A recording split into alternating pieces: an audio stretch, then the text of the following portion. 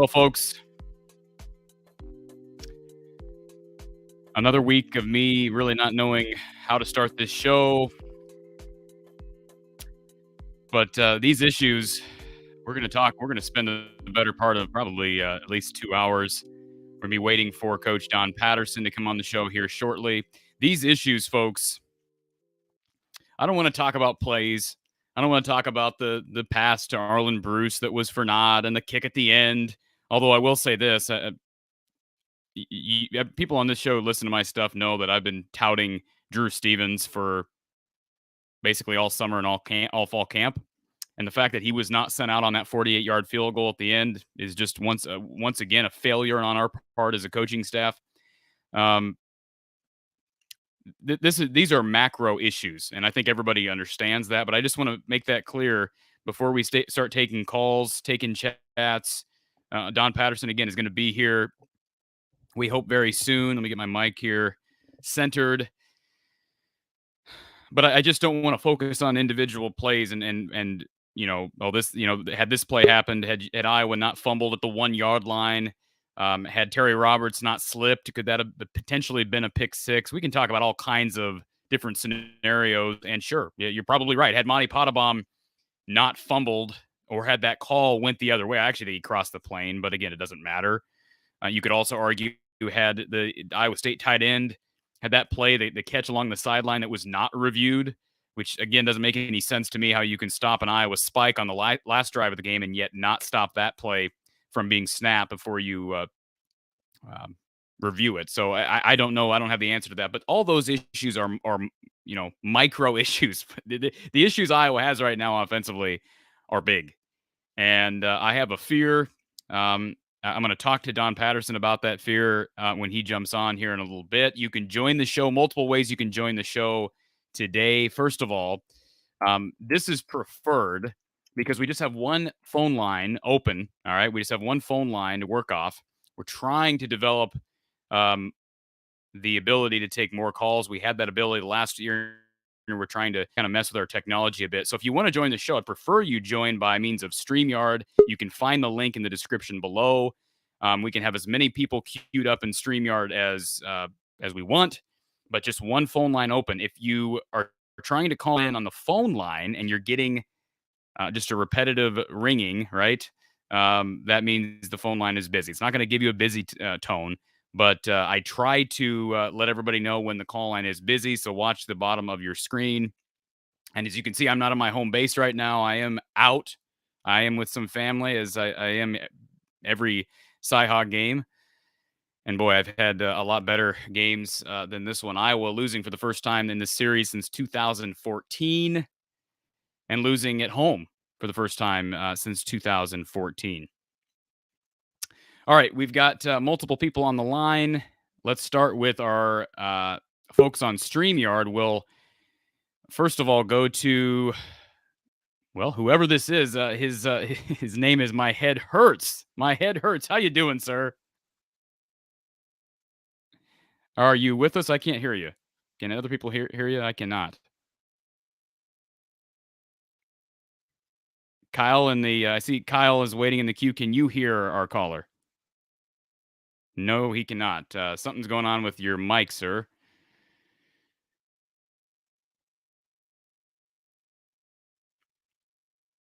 Shows you're unmuted on my end, but I'm getting nothing. I'm going to put you back in the queue and we'll add you back in here. I still cannot hear you. So hang tight. Try to fix that. I want to hear what you have to say. Let's go to Kyle. Kyle, can you hear me? I can hear you. I can hear you. Yep. All right. So, Kyle, first of all, tell us where you're from. And I'm assuming you're a Hawkeye fan. You're not a Cyclone fan coming here to troll, are you? No, I am an Iowa City kid. Graduated from West High. I'm going to college in Chicago, but I'm Iowa City through and through. What's the solution, Kyle? What's the solution? I think everyone in the post game goes really micro on what caused us to lose in the game. You went through a couple of them. Like there were 4 or 5 different ways where one play goes our way and the game's totally different. And that's football. But I think the issues that put us in that position, the way the defense and the special teams played today was so unbelievably good for how long they had to, like, the defense was on the field for what, 40 minutes, almost over 40 minutes, 42 minutes. Like, they pointed it out in the broadcast, they were gassed in the fourth quarter. Like, all the secondary, if you go back and watch the replay, all of the secondary have hands on knees, bending over before plays. I mean, they're exhausted because the offense can't stay on the field. But I mean, I say all that to say, I talked to a couple friends about this, so I don't know where you sit on it. But to me, I think Kirk Ferentz has built the program to a great place comparatively to, and obviously Hayden Fry, he built on Hayden Fry's work. But I think we could be at a place right now where Phil Parker, Kinnick Stadium, the Iowa brand in general might have enough cachet where if we kept Phil Parker and kept some of the assistants to where if I was the AD, I would go to Kirk Ferentz and say, look, you got to fire Brian. You got to clean house on the offense. This is not acceptable. We have a defense year in, year out. They go up in the top 5 some years. They're, maybe 30th or 25th other years, but they're never outside the top 25 or top 30 in scoring defense. Do you think that going to Kirk and saying, look, if you want to continue to coach here, you have to fire Brian. You can't have this conflict of interest with your son. Do you think going to him and saying that, do you think with Phil Parker and with the Iowa brand, Kinnick Stadium, I mean, people care about those things. I know Kirk is the foundation of it all, but are those things enough to the point where if you said to Kirk Ferentz, you got to do this, and if you don't, we got to move on? Does Iowa have enough stability now to where we can do that, or is that something we just can't afford to do from a recruiting standpoint? It's a great question. They absolutely can do that, and I'm not. Here's the only thing I'd argue with on that. Is a great thought. I think you're spot on at this point. Anybody who's still advocating that Brian Ferentz should still be the OC here is, I don't want to offend anybody, but is either needs to be checked into a facility, all right, or is just so delusional, or I guess if you're intoxicated, that's another possibility. But look, I think the bottom line is you don't have to tell Kirk you need to fire your son. You just need to tell Kirk, look, you need to do something different. I'm not asking you to fire your son, but I'm telling you as the AD, he cannot be the OC here. If you want to demote him and make him the tight ends coach and we'll move Abdul Hodge somewhere. We'll find us a role for him. Or if you want to move him back to the O-line, I don't know what that means for George Barnett, but do we have loyalty to George Barnett? He's not really getting the job done either. No, you do something like that, or you say, look, I'll give you time, Kirk. You need to move him. Now, the problem is that should have been done at the end of last season. We shouldn't have to deal with an entire 2022 year where this is the offense. And folks, this is the offense. Like, we were hoping, I was on that side of things too, hoping that last week was a bit of a mirage and, things. I mean, I have given Kirk Ferentz the benefit of the doubt twice now. I gave him the benefit of the doubt on the over-under. I was confident that Iowa would somehow make up for the lack of production last week, but they didn't. It was the exact same thing. And I didn't think it was possible to be that bad.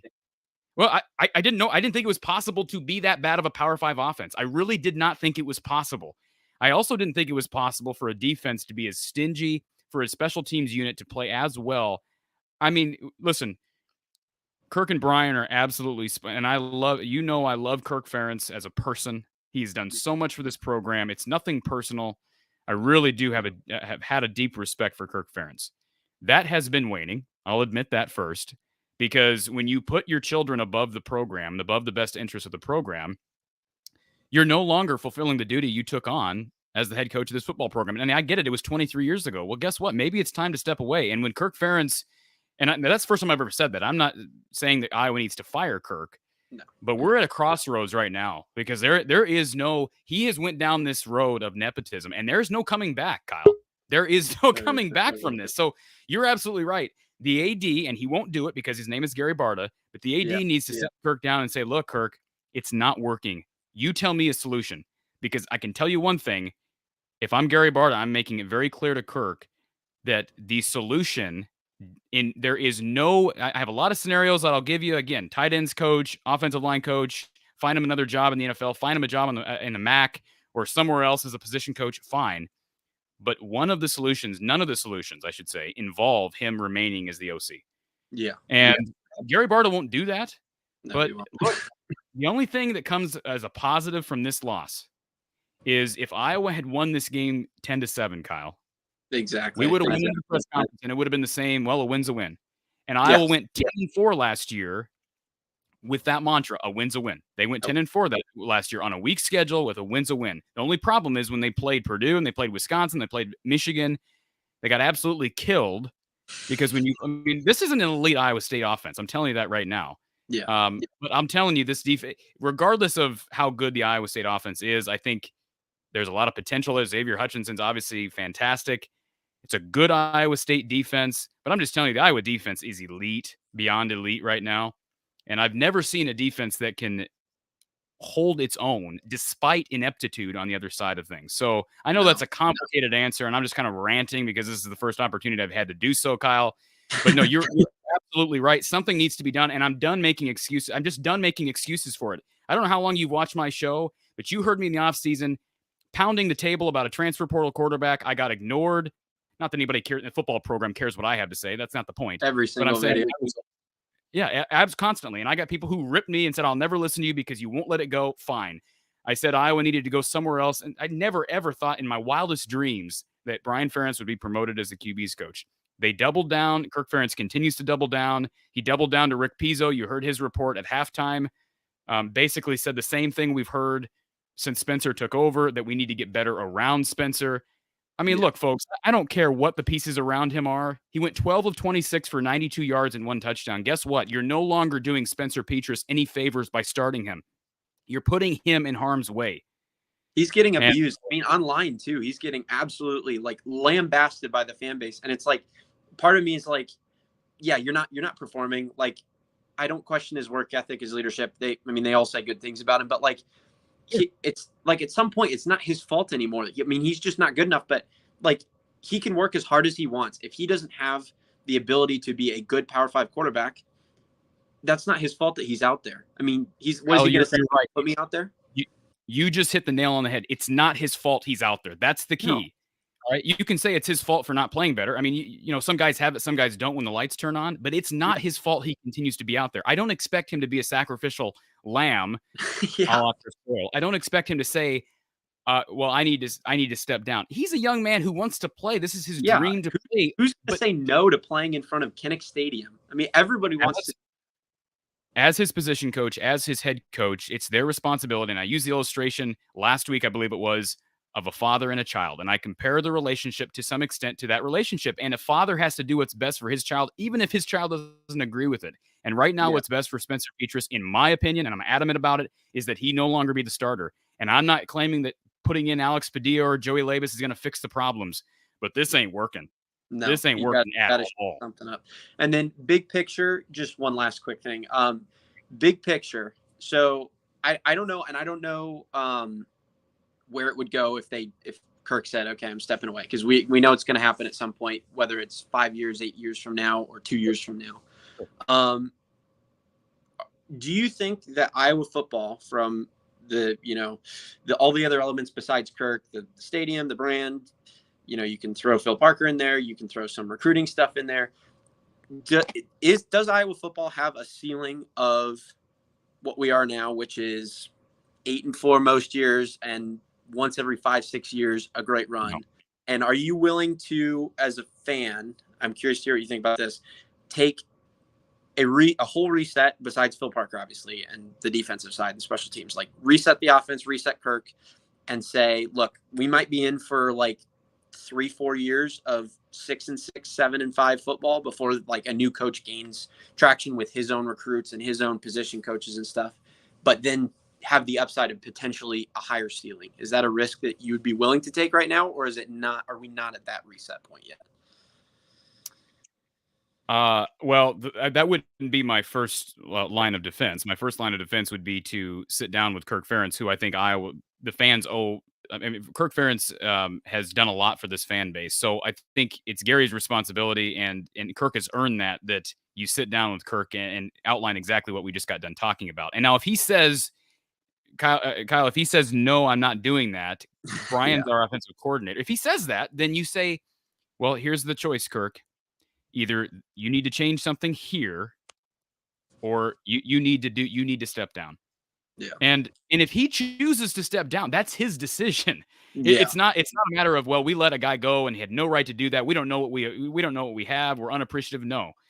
You Yeah. give him that opportunity, and if he says no, then there's your answer. He's gotten to the point in his life where he's no longer concerned with the best interest of the program. And if that's the case, then he steps away. Yeah. And the I'm issue okay with that with too is taking it. like he's gonna have a what's the rest of his contract like? Because if he goes to step away, he's going to have like what, a $30 million buyout or something.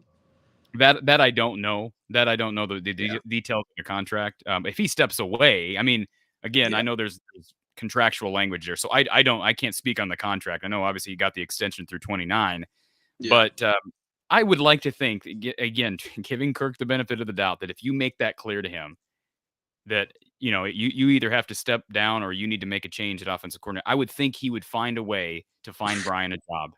And yeah, Brian's pride's going to take a hit. Kirk's pride's going to take a hit. That's just too bad. Yeah. There is no protecting people anymore when you're this bad on offense. So that would be my short answer. I appreciate you calling, Kyle. And, I'll be anxious to hear what Don Patterson has to say. I'm not sitting here saying fire Kirk, but Yeah. I am absolutely advocating for change. Yeah. Okay. Appreciate your time, man. Thank you. Thanks, Kyle. All right, folks, we have got 500, a little over 500 people on here. Appreciate everybody being here. Let's go back to our initial caller. I hope I can hear you, sir. Can you hear me? I can hear you. Thank goodness. Hey, Thank goodness. sorry about that. Started the show off like Spencer Petras. Yeah, let's get those stats off the line here. All right, so tell me, first of all, what your name is and where you're calling from. Your real name. I also am a Corey. So kudos on this show, Corey. I love watching you. Love Don Patterson's take on things. Always talks me off a ledge. But this is horrible. This is horrible. And I don't know. I've followed Iowa football since 1999 and grew up listening to Dolph and Eddie call a game and listening. You started off the show saying, you don't want to talk about the micro things, the little things that happen because this is a big picture issue. But that's all they could talk about because they know they can't talk about what the real problem is. And the real problem is why do we have this as an offense? I have never seen our offense this bad my entire life. I mean, I've seen some bad Iowa offenses and I've seen it where it goes in sprints, but this is the most ridiculous thing I've ever seen. I mean, I was power cleaning all afternoon because I knew what was going to happen. And that's exactly what happened is Iowa State got lucky, was able to break through that defense after they wore them down after 3.5 quarters.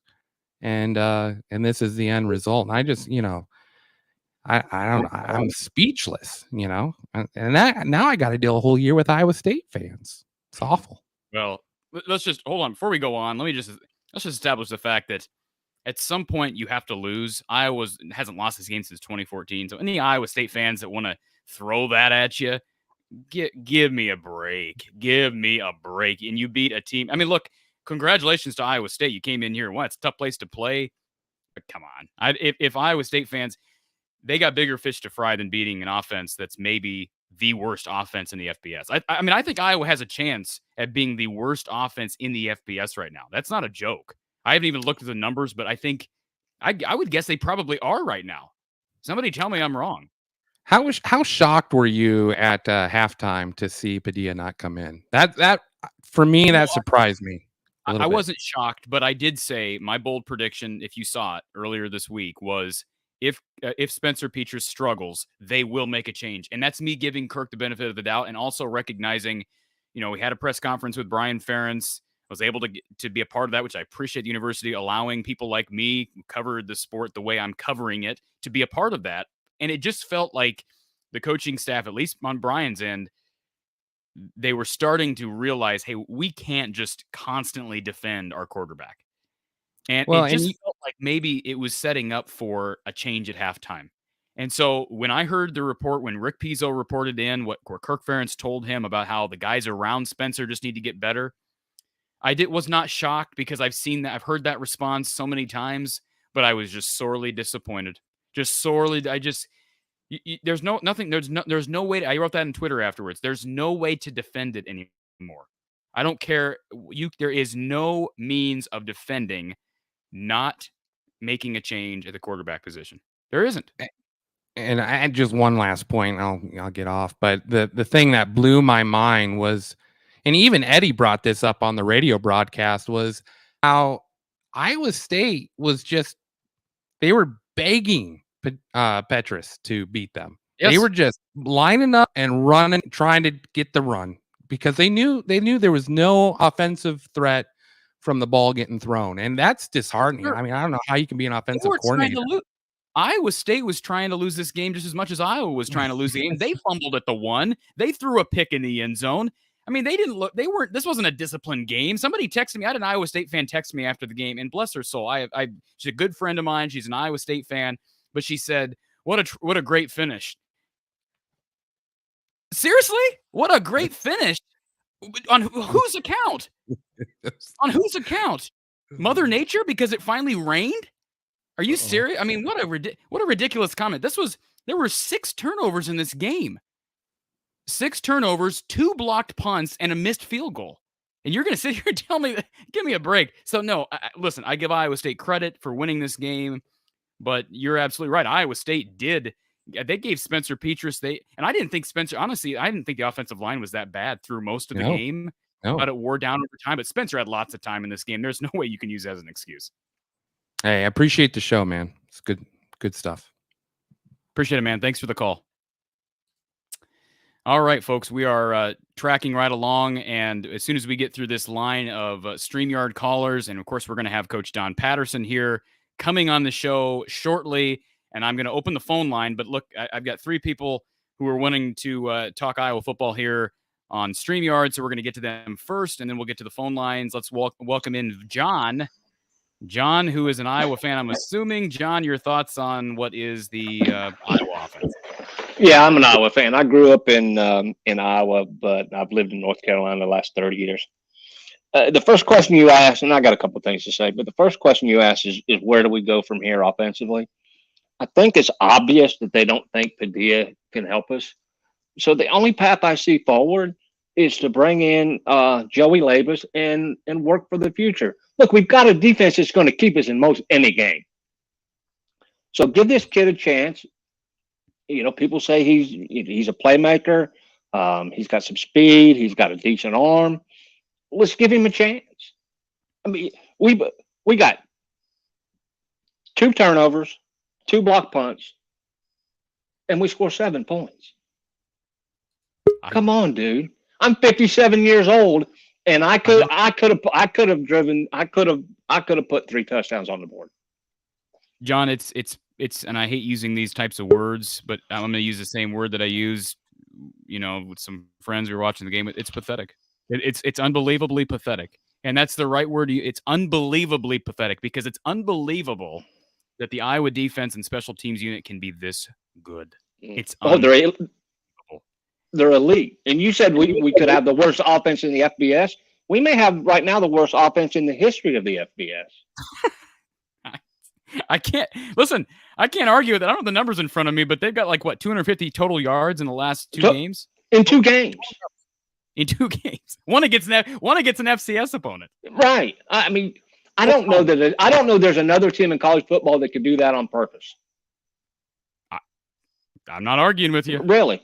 And the other point I want to make, Brian's part of the problem. There's no question.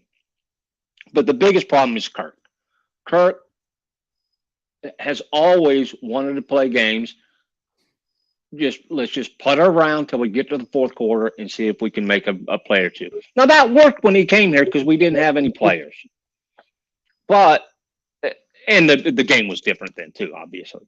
But you can't do that now. You have to be aggressive offensively, especially when you can't run the ball.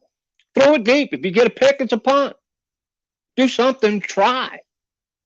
Because the last caller said defenses are challenging Spencer to beat us. Well, yeah. I mean, they literally have 11 defenders within 12 yards of the football. Nobody can run in that.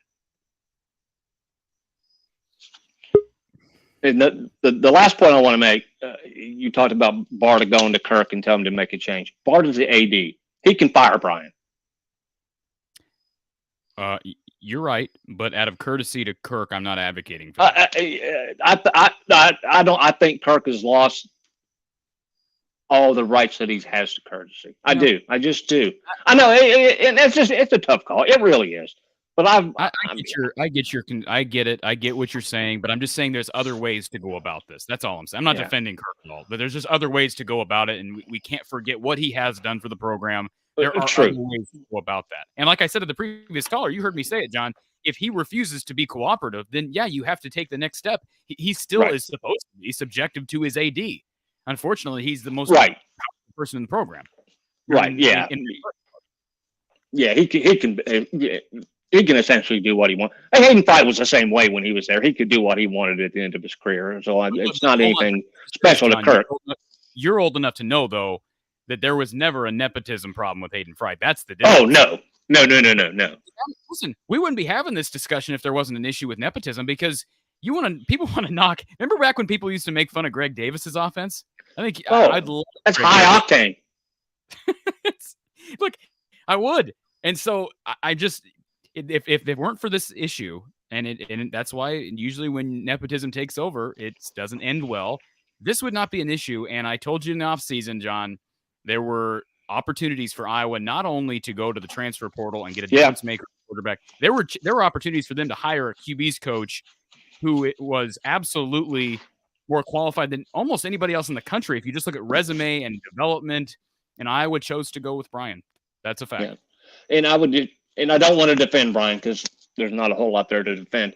But my question is, and I don't know the answer to this, if Brian had a free hand, would he replace Petrus? I mean, would he? Or is Kirk just saying, look, this is your quarterback and that's who you have to play with. You can't change. I see where you're coming from. And look, I mean, at this point, if you're Kirk Ferentz, you're in very dangerous territory, not only with your fans, because obviously fans are upset, but I think you're really starting to play it, regardless of what Gary Barta thinks about this. You're starting to dance on pretty tedious lines with your big donors, because there's only so much crap on offense that you can take. And right now the offense is not crap. It's terrible. I mean, I don't even think of a word. I would take a crap offense. Yeah. I would take it all day, because you're right. He's getting close to leaving the program where Hayden left it. And Hayden left it there because he stayed 3 years too long. Let me be a little defensive of Hayden. And granted, I wasn't alive then, but I know Iowa football history somewhat well because of Don Patterson. They did not leave the cupboard bare like the no acted like. They did not. No, they didn't. There was never a side of the ball under Hayden Fry that was this bad. Never. No. Agreed. But I don't think the issue, part of the issue, I don't know that the difference in the talent gap between the offense we have now and the offense that Hayden left is that big of a difference. It's not a talent gap. It's an imagination gap. I mean, if Hayden Fry had anything, he had imagination. I mean, if we couldn't run the ball, we couldn't throw the ball, he'd come up with something. Yeah. He'd draw a play in the dirt and say, well, let's just go see if it works.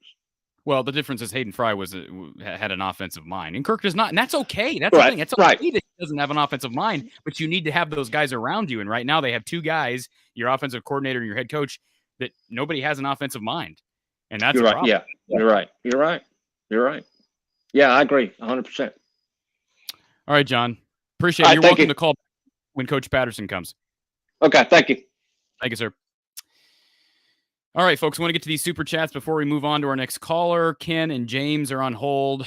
Bryce, thank you for the super chat, Bryce. And if anybody wants to give via super chat, there should be a little button below the video, and certainly appreciate the donations despite the inept performance. Appreciate the generosity. Bryce says 13 points our defense is allowed, and we are 1-1. That should say it all. Wow. Also, I want to thank Screenwriting Mentor, his super chat. Thank you, sir. Ma'am or sir. I have been an Iowa fan for all my life, 48 years. I've never seen an offense this bad. Heck, I think I could coach better than this. Thank you, Corey, for the therapy session. Well, I wish I could offer more comfort via this therapy session. Maybe Don will do that. But look, I don't think Don's going to mince words either. Just a prediction. He should be joining us here shortly. And then one more comment before we get to our next caller. Dallas James says, after watching this terrible performance, is it easier to get a transfer off the portal who sees that and knows they can do better? Someone could transfer in and immediately improve the QB position. Dallas, I hate to break this to you, but Iowa could have gotten a quarterback this past offseason. And I don't want to hear anybody that says that Iowa could not have, because there are guys across the country who were proven, who were in the portal, who, guess what? They're ending up at teams like, I give you a perfect example, Gary Bohannon, who ended up at South Florida. I don't care what anybody says, and you say you don't want to play in that offense. Iowa was in the Big Ten championship game last year. There are quarterbacks who would take that, regardless of what the offense looks like. And you get a quarterback who understands, not only is mobile, but who understands fundamentals, which it appears that Spencer Petras does not understand it. I don't think that's true. I think it's just when the lights come on, he forgets. And that happens with some guys. But the answer to that question, Dallas, is Iowa. I don't think Iowa is interested in going to the portal, because if you're going to go to the portal at any point, it would have been during this past off season, and they chose not to do it. All right. Let's get to our next caller. This should be a good one. Ken is here, and I'm pretty sure, Ken, you're gonna fight me on some stuff this evening, because I saw you shaking your head as I was ranting there a second ago. And let me just guess what you're going to say before you say it. You're going to tell me that Iowa could not attract a transfer portal quarterback because nobody wants to play in this system. I'm not going to tell you that. I do have some bullet points, because I wanna go over some things, because I know you want to talk about certain things with me. So first, I wanted to say, Corey, I appreciate you. Maybe I do have a future as a critic. I know you take me that way, that I'm always killing you, but I'm not. But I do bet well. I did spend, I know you don't bet, but I did spend a season of my life just as a professional bettor. So I know some things from that angle. I'm 4 for 4 on spreads with Iowa this year. I've shown them all to you in your chats. Here's the different bullet points I have for you. Padilla's forward, want to open a can of worms on him and not nepotism. I know that's your favorite topic. Brian was the future head coach at some point. Now we're out at him. Gavin got most of the snaps at the end. What record do we have this year? Wow, what special teams? What defense? Michigan State backbreaking drive. Comparing what Iowa State did to us on that 99-yard drive to what Michigan State did to us on that Big Ten championship. Defense was amazing. Roberts might be our next who to big time draft pick. Tory Taylor was great. Vegas had us at 7.5 wins. To a caller, I said the cupboard bare ? Recruiting has been great ? Take your pick. Is it development or scheme? And then the last point I'll let you pick that we can talk about is 10 points versus Iowa State is good enough to win. What do you want to talk about? What does that mean? 10 points is good enough to win. What does that mean?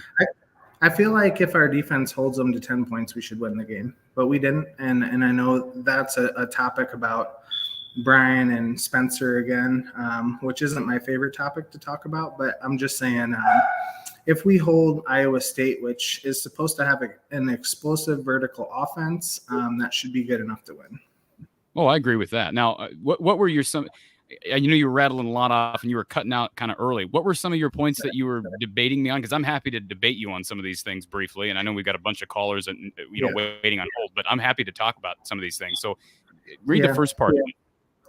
I said I'm 4 on 4 on spreads. I believe Padilla starts going forward. Do you want to open the can of worms on that, and Labus starting next? I don't care. I don't care who starts, Ken. I don't care who starts, because guess what? Padilla wasn't good either last year. We can acknowledge that. But it doesn't let's talk about that. Yeah, sure. So that's my point. And I talked about this in comments. I don't know if I got it across very well, but my point is exactly that Padilla came in, he did some good things. I love Keegan Johnson. I think he's our wide receiver number 1. He does an excellent job. I wish he'd be back. I hope the best for him. I hope he's back soon. Love the guy. I want to get that across. But he dropped a lot of passes for Padilla when he was in, and I think had he caught some of those passes, maybe we'd have a different outlook on Padilla. We'd have moved the ball more. We would have done better. Maybe we'd be higher on Padilla. But Padilla had a lot of drop passes when he was in. Yes, he did. So my point with quarterback change not being the end all be all is the fact that there was things like drop passes with Padilla, and now all of a sudden we're out on Padilla. We're already calling for Labus, and that was the long message I was trying to get to you. I know, not everybody, but some people are already calling for Labus, and the reason being is because we saw Padilla for 2 games and he didn't light the world on fire, right? So my point is, if we send in any quarterback, I don't think any quarterback can light the world on fire right now because we don't have tons of time to throw. And if we do have tons of time to throw, we have 1 scholarship receiver out there. So I think even a good quarterback is going to struggle in this offense with the personnel alone that we have right now.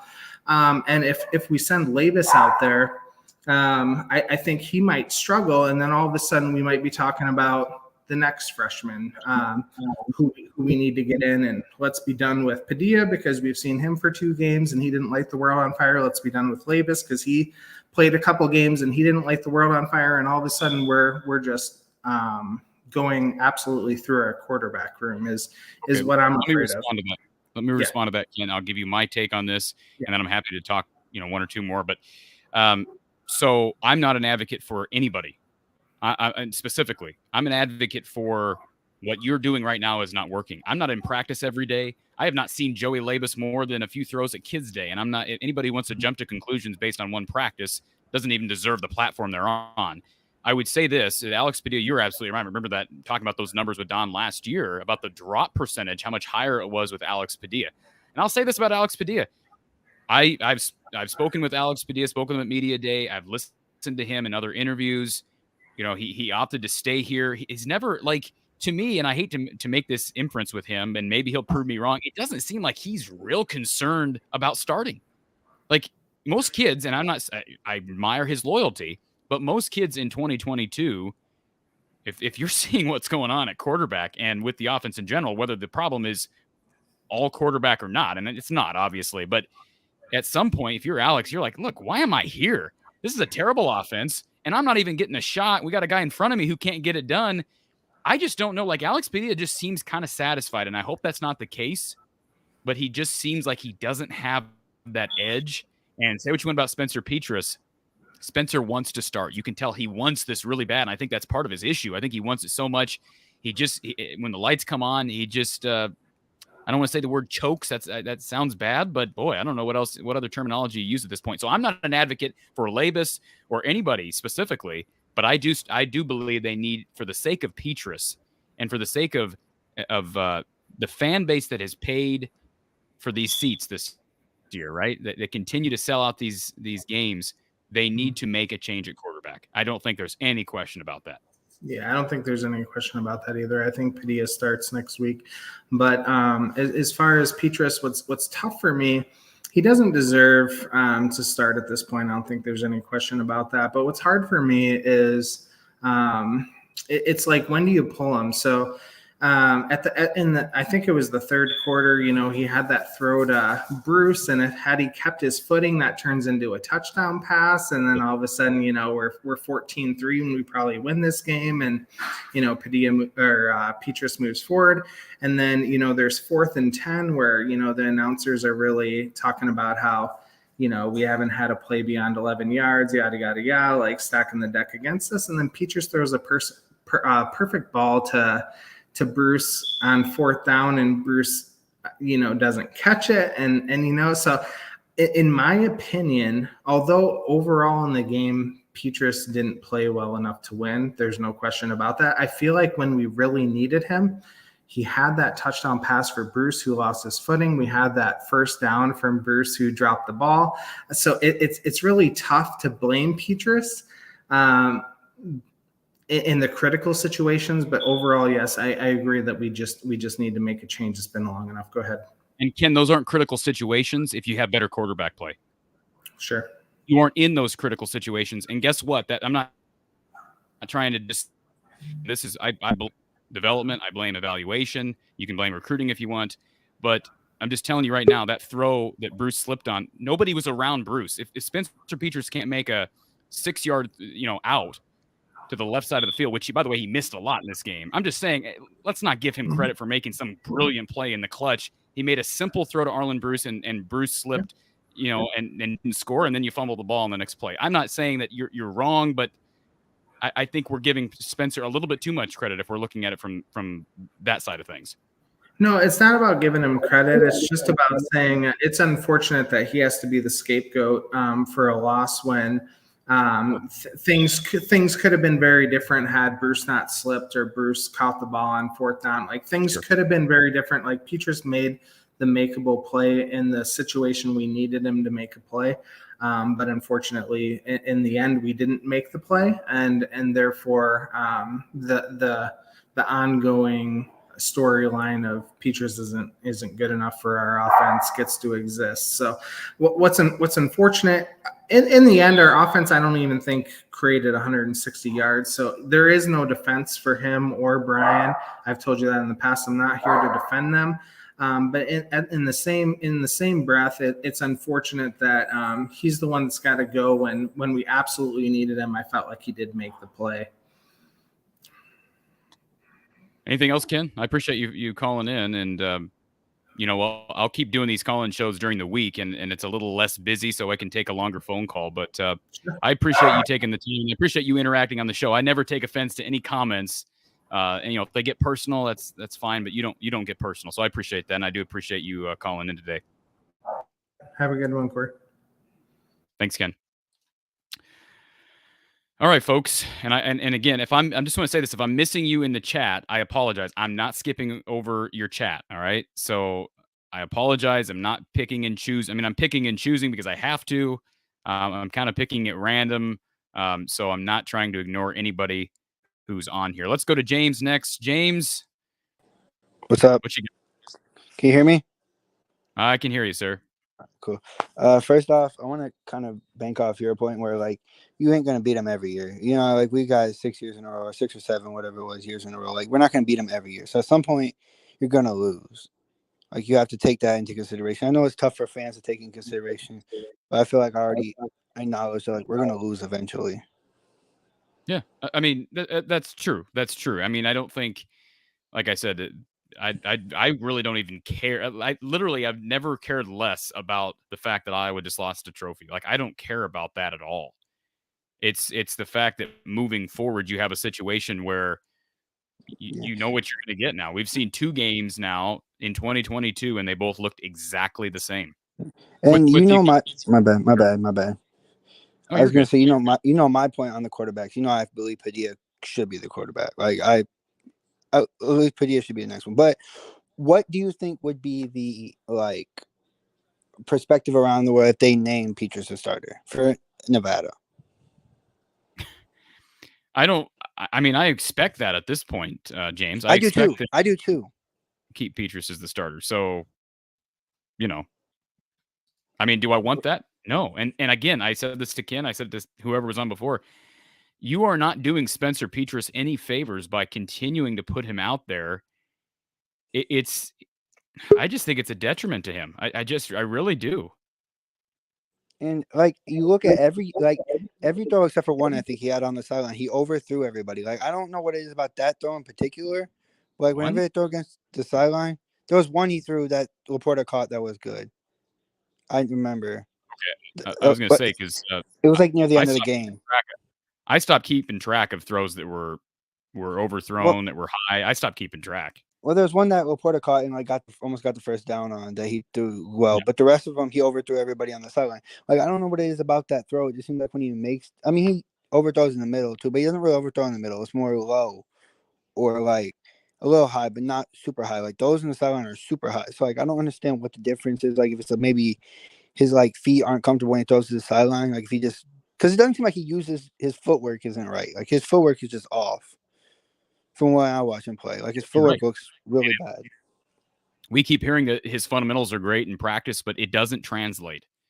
We get that. And so again, it doesn't even come down to criticism on Spencer anymore. It comes down to why is there not a better option? And I wouldn't honestly, I don't know that there's a better option. That's the sad thing.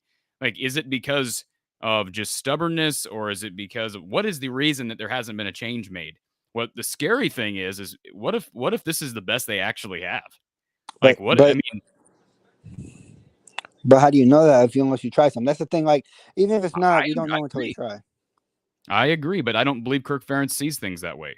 Clearly, he doesn't see things that way. I thought it was funny. I thought when Terry Roberts got that pick, you saw him like slam the ball on the ground. I think that's because he realized the offense couldn't do it. So he's mad he couldn't get to the end zone because he realized the offense couldn't do it. That's why he got so mad. Because on the broadcast, they're like, oh, well, we don't think he got mad because he dropped the ball. No, I don't think that's why he got mad. I think he got mad because he realized that they probably weren't going to do anything with that drive once they got the ball. And I don't believe they did, correct? No. And then Laporta, and then I saw like Laporta was talking after the game. I just seen this on Twitter, where he was talking about like the same thing that Jack was saying, like, oh, he has good practices. He looks good in practice. He's a good person. Like, I'm sick and tired of them keep going to that he's a good person, that he looks good in practice. Like, I don't care how good of a person you are. If you can't cut it in Division I football at the Big Ten level, then I'm sorry. You shouldn't be a starting quarterback. Like, I'm sick and tired of people always saying, oh, he looks good in practice. It's annoying because, like, just because you look in practice doesn't mean we give a guy a chance who's going to continually maybe not give us a better chance than Padilla. I hear you. But, and for the record, I do believe just the one aspect of mobility that Alex Padilla gives is worth experimenting with. And this idea that a win is a win, and fans have been inbred with that. Like, I saw that so much this past week on social media. Well, a win's a win. Why are you complaining about 1-0? Well, now now you're 1-1. So you lost now, and so now we can't fall back on a win's a win. A loss is a loss, as somebody said in the chat, and maybe this will be the realization that Kirk needs. But Kirk is no idiot. Kirk understands. He's seeing exactly what we're seeing. He's seeing it even more than we're seeing it, because he's looking at film more than anybody on this chat is. The difference is he's seeing something in practice that gives him the idea that it's not worth experimenting with. And look, I don't know what else to tell you other than the fact that I can tell you a million examples of, I shouldn't say a million. I can tell you multiple examples at Iowa of players who were better in a game than they were in practice. And the first one comes to mind, and Don Patterson's talked about him, is Chuck Hartlieb. And imagine if they'd never played Chuck Hartlieb, one of the most productive quarterbacks in Iowa history. So there is no reason to make the change at this point, unless it's something with off the field issues. And if that's the case, then, I don't even make that implication, because by all accounts, Alex Padilla is an exceptional young man as well. I think both of these guys off the field are tremendous young men. That's not the issue at hand. Yeah, and I've always told this, especially my friend groups and stuff. I'm like, to be honest with you, I don't want to say I'd rather lose, but like, if it means maybe them waking up and understanding that Peters isn't the guy that they have to lose, because I know like last year and like the year before that, when the COVID year happened, like their point was always, oh, well, he wins. He will win games when he's a quarterback. You get what I'm saying? Like, that was their point, though. Like, I'm not saying that's my point, but that was what Kirk's point was. Like, oh, look at his record. He plays. Like, maybe we have to lose for them to realize, okay, he's not the answer. I'm not trying to say I want to lose. I want to win every game, obviously. I would like to go 12-0 if we could. But, like, if that's going to be their model of, oh, he wins. We win when he's that quarterback. Then I'm sorry. I'm sick and tired of watching this. 7 points is not going to beat 90% of the teams we play. So, at some point, something got to change. If that's the way it has to change, unfortunately, that's the way it has to change. I agree. But I thank you for taking my call, and hopefully we can get better next week. You never know. We'll see what they throw out there. Do you think Regagne will be back next week, or do you think they're going to hold him for a Big Ten play? I don't know that they can beat Nevada. Or I mean, I shouldn't say that. They can beat Nevada, but I don't know that they will. Yeah, I don't know if they will either. But do you think? I don't think you're holding anybody back for anything right now. Well, yeah, but I mean, Big Ten play matters more in the fact that like the record matters. You know what I'm saying? Like, if you win every Big Ten game, you can get. You get what I'm saying? Like that aspect of it, not like James. They're not winning the Big Ten with this offense. I get that, but I'm saying Kirk's point of view would be like, oh, well, if we have him back for Big Ten, maybe we'd be better, and they're in the Big Ten play, which is not true at all. But that could be what he's thinking, because he thinks weird than different people. Sure. Yeah, maybe he will think that way. We'll find out. We'll find out. That was not trying to say we're going to win. Oh, I know we're definitely not going with this defense. I was just saying, like, in his eyes, you don't know what he thinks because he does keep throwing Peaches out there when I don't think that's the answer. And I think sometimes it's better for him to come out the game than it is keep him out there the whole time. Right. I hear Because you. he doesn't look like he knows. But all right, thank you. And I'm going to enjoy the rest of the show watching it. Thank you. Appreciate it, James. Thanks for the call as always. All right, we're tracking right along, and boy, we've already burned through almost an hour, folks. Thank you for being here. We've got 622 people listening. We're broadcasting on 2 channels, from the Hawkeye of the Storm, Iowa at the Voice of College Football. I need to do this more, but again, we get caught up with the callers, which is great. I want to make this very clear, folks. If you want to sponsor the show, please email me from the eye of the storm at outlook.com. It's your way of not only supporting the show, but growing your business potentially. From the eye of storm at outlook.com to support the show and sponsor the show. Contact me for great sponsorship opportunities. The fastest growing Hawkeye platform on YouTube. So again, thank you for all 614 people who are currently on. And we move to Alex, who was on the show last week. And this is like deja vu, Alex. I'm glad I'm doing this show from a different location because it feels like you literally have the same background you had last week. I get a memory. Yeah, I'm in my background. Be consistent, right? The consistency is the key, right? Like the Iowa offense. Oh my god! So you were wondering about the stat, and someone on the chat actually posted in you. I saw you put it up. 129th out of 131 teams. Now I looked at this before this game started. So yes, that stat is true. Iowa's offense 129th in the nation. They are better than Middle Tennessee and better than Bowling Green. I know juggernauts on offense, but they are worse than Temple, New Mexico State, and UMass. Those teams are better on offense after week 1. Now, I would kind of curious to see what happens after week 2, but I don't know about you. That's not good company. That's not good company. You're not curious to see what happens after week 2 because the numbers just got worse. No, it was. Did we gain the same amount of yards? Because it seemed like it. I don't get like. I was at a friend's house watching this game. He had a kind of a Hawkeye party, and I was just like, and I'm pretty animated when I watch games by myself, and I was really contained at this party, and I don't drink anymore, and they were doing shots, and I was looking at it going, man, the way this game is going, it looks pretty enticing, but I did not partake in that. But I'm almost happy that Iowa lost this game. And it's kind of weird sounding, but if they won, you can kind of gloss over. It's like, hey, we won. Yeah, okay, the offense didn't look good. We're working on things. But now that they lost, I think there's a lot more scrutiny. There's going to be a lot more people looking at this offense, looking at Brian Ferentz and saying, hey, you're really the reason why we lost this game. Yes, Spencer Petras was there was one easily 2, 3, 4 times clean pocket, chunked the ball over the head, and we're all just standing there going, like, how do you miss? It's the same. It's the same. That's what's, I think, frustrating to Iowa fans. Not only is it a miss, it's the same miss.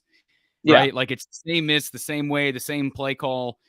It's the same thing over and over again. And the difference this week, and I said it earlier in the show, Alex, is actually I thought the offensive line protected Spencer decently well in the first half. Yeah, they looked good. They weren't great by any stretch of the imagination, but they looked a lot better. Definitely good enough. And that's why I was really disturbed and disappointed he isn't even doing my feeling justice when I heard Rick Pizzo report back of what Kirk Ferentz said to him at halftime, that we need to play better around him. Shame on Kirk Ferentz for that. That is an insult to the guys that were actually working and had improved up front. Shame on Kirk, because that's just not. You got walk-ons who are out here because you guys got guys who are hurt. I guarantee you, Alec Wick and Jack Johnson, those guys are working their tails off, and guess what? They're paying their own bills. And you may say, well, they'll be on scholarship eventually. I get tired of hearing that. It just always deflection. And I wouldn't normally go out and say that, but that was a disappointing report back from Rick Pizzo at halftime. I'm disappointed in Kirk for that. Yeah, and I think for media days, I think hopefully that or when Kurt meets with the press conference on Tuesday or whatever day. I think I hope the reporters are not. It seems like they are very softball type questions. They lob them to him, even easy questions. I hope they, and I don't think they will, but I just hope they really grill him. And it's just, that's my hope, and I'm hopeful that it'll happen. But and I had posted something, I had tweeted something that this team, specifically this offensive team, defense and special teams, I think this team will, for years to come, as long as Phil Parker, I can't think of the special teams coach, is it LeVar Woods? Is that right? Yeah. As long as they're there, I think Iowa's defense and special teams will be fine. They'll be able to recruit good players. They'll be able to develop good players. We've seen it. It's the offense. And we're not going to get any wide receivers are looking, especially this year, and thinking, and quarterbacks especially, hey, why would we want to play for this team? Yeah, we could be a star on this team, but if they're not going to throw us the ball, or if the quarterback can't hit us in the numbers and he's going to throw it 10 feet over our heads, why come? And it's really going to hurt us in the long run. Right now, we see the short term. Over the long term, if this is the way we're going to continue to run this offense, we're not going to get players in. I mean, we might be able to get some good offensive linemen in because Kirk has that track record of putting offensive linemen in the NFL, but the pieces around him are not going to be, or we're not going to get them. And Kirk, like you, I respect the hell out of Kirk and what he has done for this program. And how he has maintained it. He's put it at a good, mode of consistency. But here's the thing. The expectation levels for Iowa fans, myself included, after 2015 and last year have risen. We want to see this team compete for a West title every 2 to 3 years. That's not unreasonable. We're a developmental program. We're not Ohio State. We're not Michigan. We're not, I don't think as Iowa fans, we don't expect to be that. But hey, every couple of years when, we get some good pieces in, we can compete. And then once they leave to the NFL or whatever, we have to essentially rebuild. Now, so every 2 to 3 years. So that expectation now has gone up. And there's a clause, I think you brought it up, after 8 wins, Kirk gets a bonus. That needs to go away. You need to say, hey. I believe it's 7. Isn't it 7 wins, Alex? 7 or 8. But even so, that's still too low. It should be 10 wins. Or, hey, get to the title game, and then you get a little bit of bonus. So, how about win a Big Ten championship outright for the first time in his 23 years here? How about that? Didn't he won one, or were they co-champions in 2004? They were shared. No, I knew it was either they had won one or they had shared it.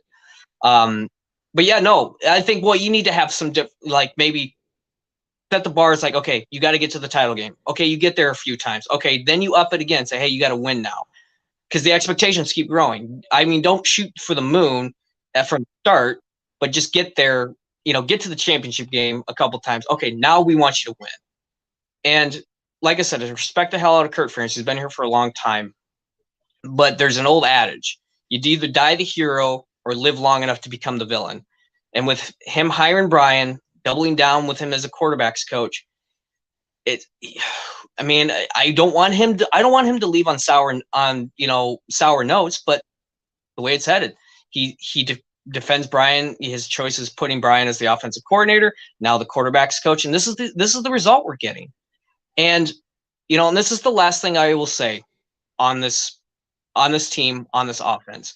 And you can quote me on this, Alex, from Cedar Rapids at 7:20 or 7:30 my time. If this offense continues and Spencer Petras is the quarterback going forward, Arlen Bruce or Keegan Johnson will transfer out. We will lose either another one good wide receiver or 2. I'm calling my shot now.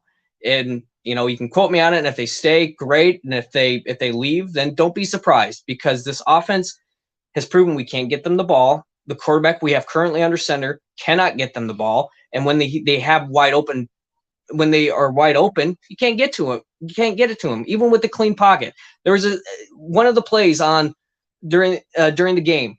The announcer said he had a clean pocket and he overthrew his wide receiver, and it's so infuriating when announcers say that. Also, maybe you can touch on this, and I'll get off of here and listen to the rest of the show. But I thought the officiating crew in this game was not great. There's a lot of missed calls that, well, I Sure. mean, the one play where the tight end caught it and he kind of fell out of bounds, maybe he did have possession, and they never reviewed it. But that catch by, I think, Arlen Bruce, right as Iowa got up and spiked it, they reviewed it. I'm just like, how quick? Like, really? And that the roughing the passer call when Hunter Deckers was still in the play and all he did was push him out, he may have sold it a little bit. The officiating crew on this was a little sketchy for my liking, but you can't really blame the game on the officials. So there really Alex, wasn't. I've seen worse officiating. Oh, I've seen worse officiating. What was that game against Florida in it was the Outback Bowl? Right, that's an extreme example. Yeah, but like the Pottebaum touchdown, I believe that was a touchdown, but that's hard to overturn. It's just unfortunate. And then you're right. My biggest issue was the fact that catch by the ISU tight end was never reviewed, and then you're willing to stop him. It was actually Alec Wick who made that catch that they stopped the play for no reason. It wasn't even close. I don't even know why we looked at that, but they should have done the same thing on the tight end catch. Just said, we're reviewing this no matter what. We don't need to look at it first. That's the problem. I don't understand why replay officials have to see it first. I would think these replay officials are looking at the game in live game action just like we are, and you should know right away, okay, we're blowing this dead. They are not getting this next snap off. And I think that's an unfortunate part of football. But I guess maybe that's a discussion for a different day. I agree with you. I thought it was subpar, but certainly not the reason Iowa lost. No, it's maybe something you can talk about. I think people can talk about it, but I wouldn't blame them. I would say, yes, the officiating was not good in this game, but it wasn't the reason why Iowa lost this game. And I think the back-breaking thing is when Iowa State went 99 yards and got the go-ahead touchdown, essentially. That was the backbreaker for this game, because this defense, you heard the announcers say it, this team is gassed. This team is absolutely dragging right now, and the offense isn't helping. And I know Jack Campbell and Samuel Porter was talking about the booing, but it's just like, I don't know. It's, I hate the whole thing of, well, this is somebody's son or somebody's grandson, but it's like, you know what? I understand that. I'm somebody's son. I was a wrestler, and you know what? If your kid sucks, he sucks. And sometimes it's not nice to hear, but you know what? Truth, the facts don't care about your feelings. And I know Spencer Petras really wants to be out there. He wants to win. I don't think he wants to throw the game, but if he's not the right one, he's not the right one. And it's no fault of his own. Well, kind of, but maybe developmental, It's not his fault he's out there. And honestly, you're right. Ultimately, at the college game, when there are issues and mistakes made, I would blame the coaching staff of any team 80 to 90% of the time. I think that shifts a bit when you talk about the pro level. But with most issues, I'm going to look back at coaching and development and discipline and all those things that go on behind the scenes. Because, yes, these are young men that are being molded into men, right? Whether they're professionals in football or professionals in something else. And I think the bottom line is you continue to put Spencer Petras in this position. You are putting him in harm's way. That's my opinion. People don't have to agree with it, but I believe they're putting him in harm's way, but continuing to throw him to the wolves like this. Yeah, even with South Dakota State, they should have sat him for a series just to get his head right. And maybe in this game too, just say, hey, you need to calm down. You need to just kind of just take a breath and we're not replacing you. Maybe put Badia in and see what happens. And then if come out next series, if he looks better, then great. If not, then it's like, hey, we got to bench you. And I'm actually going to go to the Nevada game. I'm taking my son to his first game, so that'd be pretty exciting. And yeah, man, I'm not looking forward to that game because I just don't know what this offense is going to do. I know the defense is going to be great. So, but yeah, like I said, I'll get off here. The last thing I'll say was, I said it at 7:30. Arlen Bruce or Keegan Johnson will leave if this offense does not change. So, thanks for taking my call, Corey. Hopefully next week, maybe I'll be able to call in depending on how good the Wi-Fi or my coverage is down there. I'll give a call in while I'm headed back to Cedar Rapids. So thanks again. I'll be there. I'll be there as well, Alex. So if you run into me, say hi. I will. Thanks, Corey. Take care. All right, folks. 653 people on this stream right now. Appreciate everybody being here despite the circumstances. And Roberto, Riley, Jordan, you're all on hold. to the Iowa State fan that wanted to get in the show. And let me find him. So that was Shane. I'm happy to take Shane's call. He got off. I was not ignoring you, Shane. I was just taking the calls as they come in. Right now, we've got Don Patterson, who is with us, and we're going to get to Roberto and Riley. And it looks like we lost our other caller, so there are some lines open. We welcome Coach Don Patterson to the show. Don, let me just say this. Let me get this banner. Can you get your camera down a little bit for me, Coach? Sure. There we go. All right. Look, I know this is not the circumstances we want to discuss. Let me just say this, and I'm going to say this, and then I'll let you kind of give your overall takeaways from this game. I'm very disappointed in Kirk Ferentz at this point for a number of reasons. One, we've talked about, and we need to continue to beat it into the ground, but it is a subject that is relevant because of what we're seeing right now, and that is the offensive coordinator is not getting it done, and he happens to be Kirk's flesh and blood, so that's unfortunate, but shame on Kirk for making that choice in the offseason to promote Brian. That's my take on this. And then the other part of this is shame on Kirk for not making a change at quarterback, because I think it's unfair not only to the other quarterbacks, to the fans, to the donors. It's unfair to Spencer Petras because I believe they're putting him in a position that is set up for failure.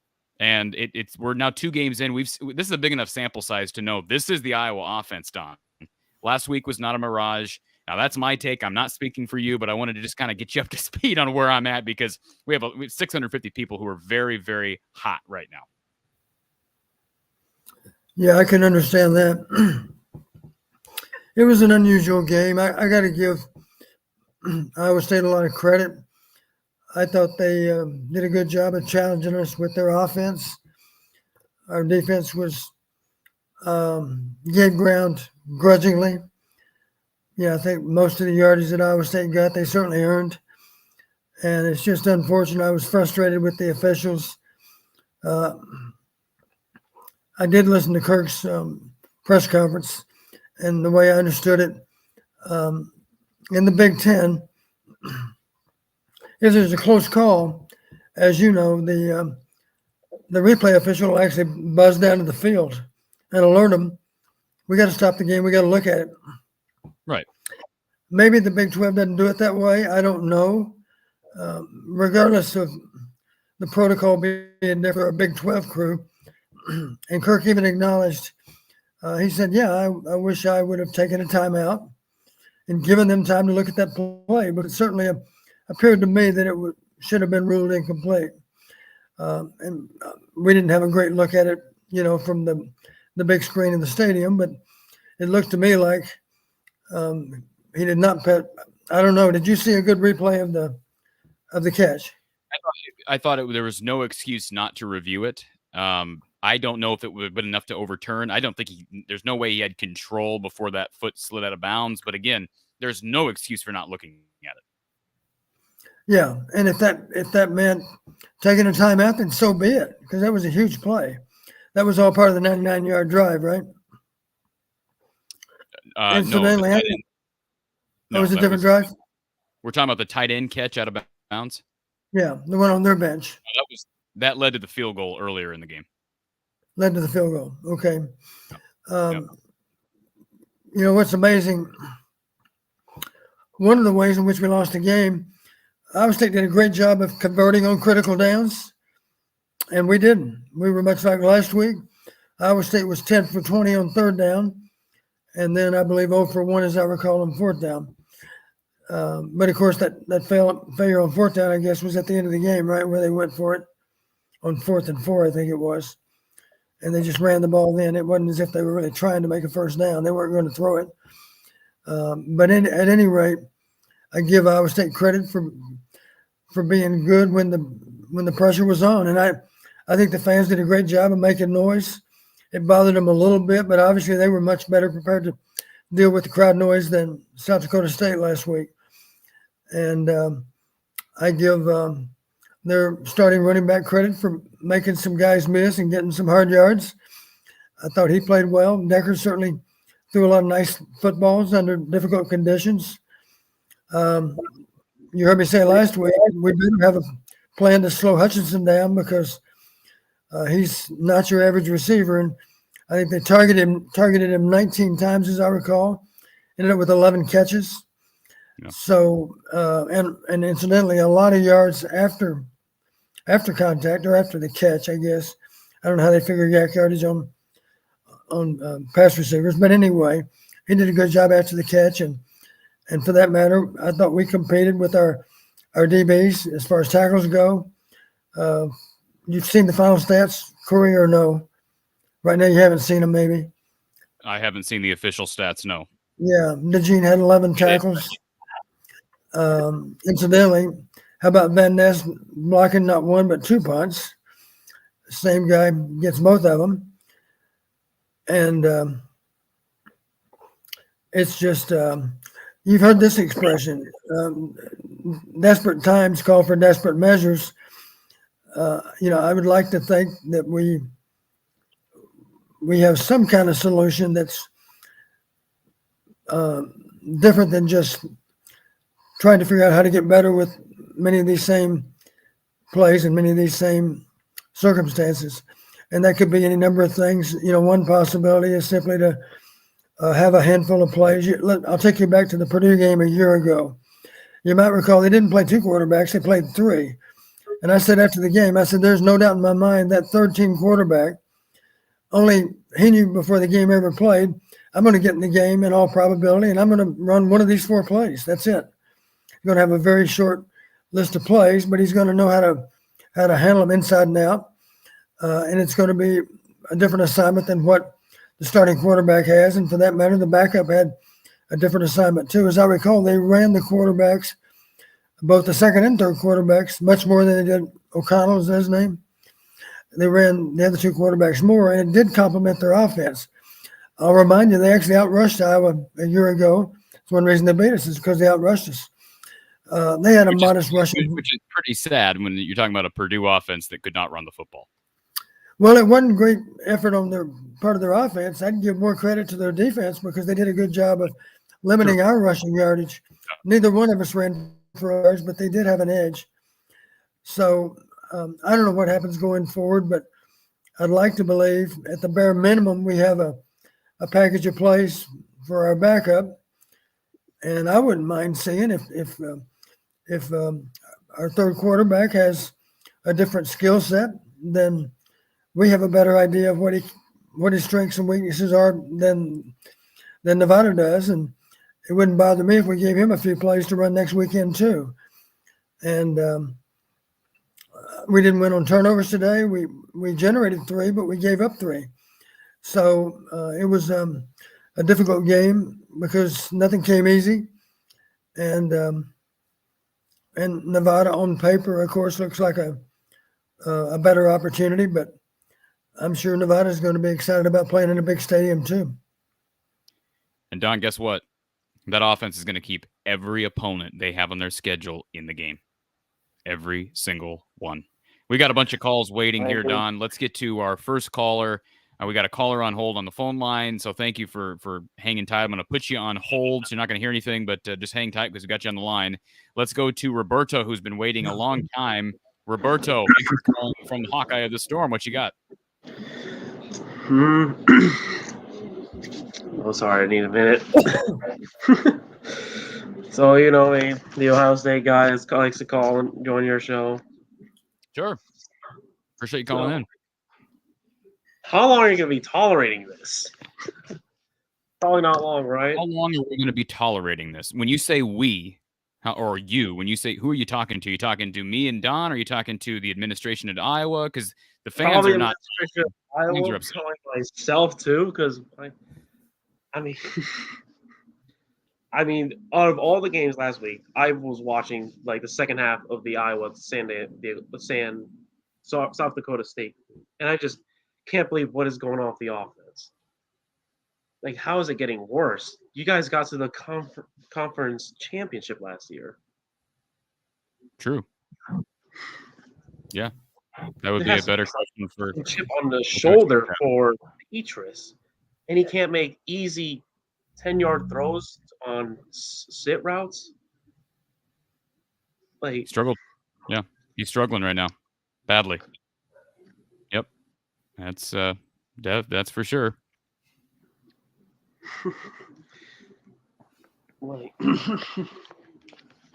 All right, really, Roberto, appreciate you calling in, sir. I got a bunch of Iowa fans that want to talk. I know they have probably a lot more to speak than I do. You're good. Appreciate you calling in, sir. You're welcome. All right, take care. Appreciate Roberto calling in. I want to get to, we've got Jordan on hold. We've got a caller on our phone line. Let's get to our phone line. Thank you for calling from the Hawkeye of the Storm. Who's on the line? Hello, Corey and Coach. This is Brad again. Hey, How Brad. are you guys? I'm doing okay. Don, how are you doing? Okay. I'm surviving nicely. I'm starting to dry out. Okay, here's just a summary from what I see as a fan. You look at the defense of Parker and Bell and the other coaches, from the line to the linebackers to the D-backs, they are really well coached. I mean, they are strong. You look at the special teams unit from start to finish, they are really incredibly strong. 2 block punts, great defensive stances. The only thing I can come to the conclusion of is this, if we're being totally honest, our offensive coaches aren't very good. Our lines aren't good. The receivers don't run routes right. Our quarterback overthrew easy passes today. It's just so frustrating that Kirk can't realize how bad it is or be so stubborn not to change. Because I truly believe this. I believe the fact that he's letting Brian run this thing is going to ruin Kirk's legacy. It's killing him.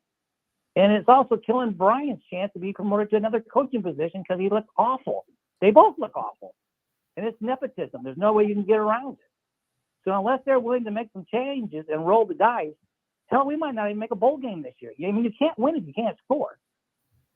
Anyway, I'll just shut up and I'll listen to what you guys have to say about it. And Thank you, sir. That, we screwed up not getting guys in the portal. Say that again? Said we made a huge mistake not getting guys in the portal. You look at every team we played this year. You heard wide receivers from this school, that school, D-backs that came in from different schools, offensive linemen that came in from other schools. I mean, every other college out there is getting transfer guys to kind of soup up their weekends. And I thought Corey was exaggerating. He was kind of complaining all year about us not doing anything in the portal. But for Christ's sakes, you got a quarterback that can't hit a simple out pass, you're in trouble. I mean, he had time today to throw the ball. And he just missed guys over and over and over. So I guess my question to you, Coach, would also be this. Eddie Podolak in the postgame said to Kirk he could not understand why Bruce was targeted 12 times and only had 2 completions. How come they can't get the kid the ball? And Kirk kind of made some excuses saying, well, basically the whole offense sucks, but they can improve upon it. So I don't know, as a fan, it's just so frustrating because we could be so good if we just had an average offense. And why Kirk's going to go down with the ship with this kid who I really like. Spencer's a nice kid, but he's not a good quarterback. Period. Anyway, that's all I got, boys. Appreciate it, sir. Thanks for the call. Don, I know that this is, and I look, I want to acknowledge Roger's comment. I understand that this is not easy for you, and it's not easy for me, but you are a big fan of Kirk Ferentz. You're a big fan of him as a person. I know you respect the heck out of Kirk. You coached with Kirk. Kirk is a good man. We've talked about this. This is uncomfortable to talk about, but some things in life are uncomfortable. And the situation right now with the offense and the dynamic with Brian as the OC, Don, can we agree that that's a very uncomfortable situation right now? To say it lightly. Yeah, I would say so. It's uncomfortable. It's just an unusual set of circumstances. Most quarterback coaches play quarterback, if not in college, certainly in high school, probably in college too. And that's not unusual that it might be that way, because here's a real hot flash news release. Most offensive line coaches played offensive line. Most linebacker coaches played linebacker. Most DB coaches played DB. That's just the reality of the game, that you typically coach those same positions that you played. There are exceptions to the rule, but I think it makes it more difficult. I don't think I would have been a very good offensive line coach because I never played offensive line. Can it be done? Absolutely, it can be done. And Kirk's an example of a person that did it. Kirk was a linebacker at UConn, but because he was a grad assistant for a great offensive line coach at the University of Pittsburgh, who happened to be his high school head coach when Kirk played in high school. His name was Joe Moore. He became a really good offensive line coach, primarily because he learned from one of the best. And of course, Kirk was a quick learner. And even if he had never been an offensive lineman, he certainly learned how to coach offensive line. But Kirk's kind of an exception to the rule, I think. Most O-line coaches played O-line. Most quarterback coaches played quarterback. That's just the reality of college football. That's normally how it's done. Doesn't have to be done that way.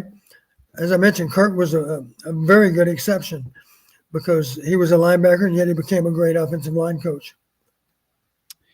Just want to let all our callers know we got tons of people waiting on hold. If you call the call-in line, I don't even have it up right now because we got people, the line's buzzing off the hook. If you call the 515-635-1601 number and you hear us for a second and get put on hold, that's because putting you on hold. So if you don't hear anything for a minute, if you're still connected, don't hang up. I've had people, I put you on hold and then you hang up. So please don't do that. You're going to get on eventually with Coach Patterson, but please be patient. Let's get to our next caller on StreamYard. Then we'll go back to the phone lines. Let's get to Jordan. And looks like Jordan and a few friends who are perhaps at the game. Jordan, thank you for calling from the Hawkeye of the Storm. I cannot hear you, Jordan. Can you unmute yourself?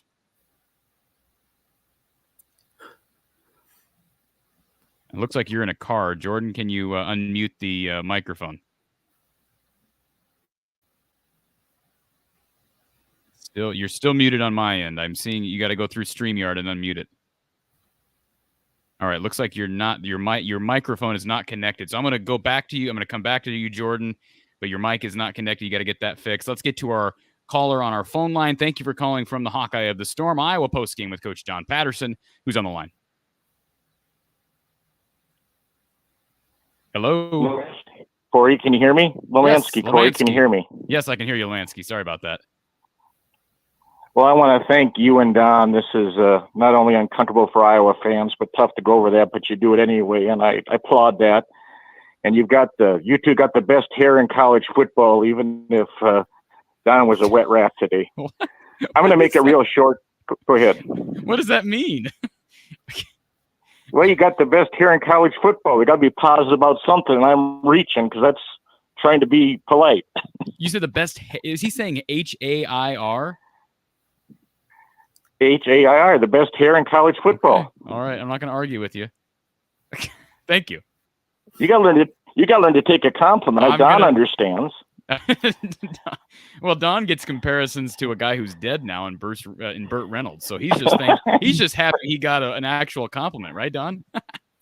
Yeah, my only concern is, was it Burt Reynolds in his last few days, or was it Burt Reynolds a few years ago? I hope that's the latter case. Right. I'm going to be polite and keep it short. Don's good at sayings, and I'm going to exercise the saying, better be silent and thought a fool and to speak and remove all doubt. So I'm going to be quick and off the line here, but I wanted to ask Don about, as a coaching staff, you've got the non-conference games, 3 of them, Big Ten starting, and I was thinking maybe, your first non-conference game, you're trying to discover the talent in your players. The second one, you burned one, you're on your second one. Now you only have Nevada. Do you think that'll change the Iowa coaching staff's approach to players' positions and, change what we've seen so far? And I'll listen. If we were 2-0 right now, I would suspect that we might, you might see more players against Nevada in the first half of that ball game.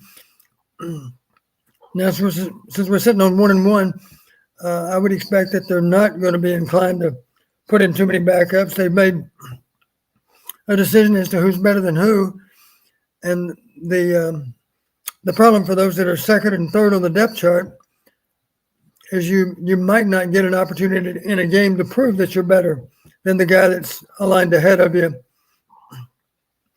So that's unfortunate because I wish we could do that.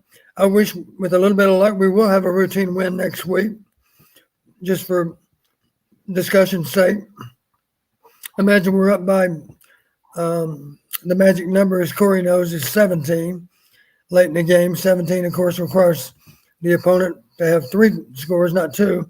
So let's imagine we're up by 17 in the third quarter next week, and maybe then you do see some substitutions, and you do see some guys you're not very familiar with because they simply haven't played much.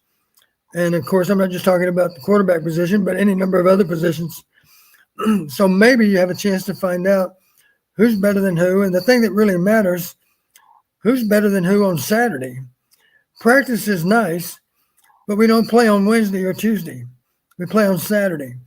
So can you say that one more? I want to hear you say that one more time, Don. Can you just repeat what you just said? Well, it's nice to be able to practice well, but the games are on Saturday, and practicing well doesn't. It only gets you so far. At some point, you have to perform when the lights are on. And as you know, there've been some players that practice great and were not comfortable playing in front of 70,000 people, not comfortable with the pressure of the game. Some guys were always called gamers. They seem to actually thrive on that big stage and play better than what they ever practiced. I've seen it in both directions. Others simply never perform as well on Saturdays as they do during the week. And those are the guys that are frustrating to work with, because you've seen them do good things in a practice setting, and yet it doesn't seem to translate to the game. So at some point, you gotta limit their opportunities, because the games go too fast. You know, before you know it, you're into conference play, and you'll wish that you would maybe take a little longer look at a few other players in the non-conference part of the season.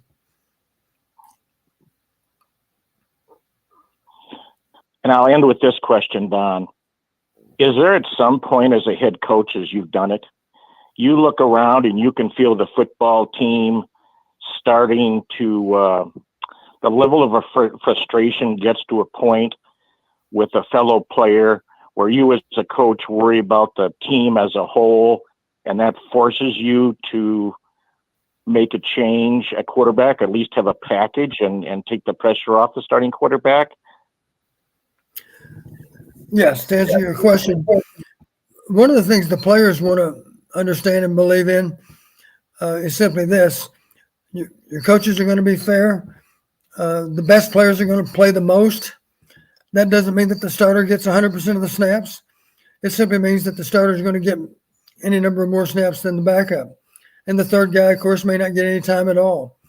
Depends on the position, depends on the weather on game day. If it's a hot, humid day, maybe the top 3 players all play. But again, the best players play the most. So if you want to be the best player, then you have to execute well when you get your opportunity. Obviously, if you're a backup player, you better be ready to respond in a hurry, because you don't know when your last snap might occur. So you got to make them count. As soon as you go out there, you got to be ready to go. You got to be as prepared, of course, as that starter is, because as we always like to remind the players, if you're a backup, then you're only one play away. You never know when a player's injured. I'll tell you a story that I've told our players, and those Iowa fans that have been around a long time will remember who I'm talking about. I'll give you an example of a guy that was ready to play when the time came, and another guy that wasn't. And I don't think even the player that was not ready, I don't think he'd mind me telling you this, because it's a true story, and it really does hit home. I had the privilege of coaching a wonderful wide receiver by the name of Dana Hughes. And the day that Dana Hughes set the all-time receiving record for pass receptions, it was against Wisconsin. It was in Kenny. Dana had a great career, as you know. And wouldn't you know it, either on that play or maybe the next play or the play after, I can't recall, Dana was injured. The backup goes in the game, and maybe the stadium wasn't quite as big back then. Maybe there were only 65,000 people there.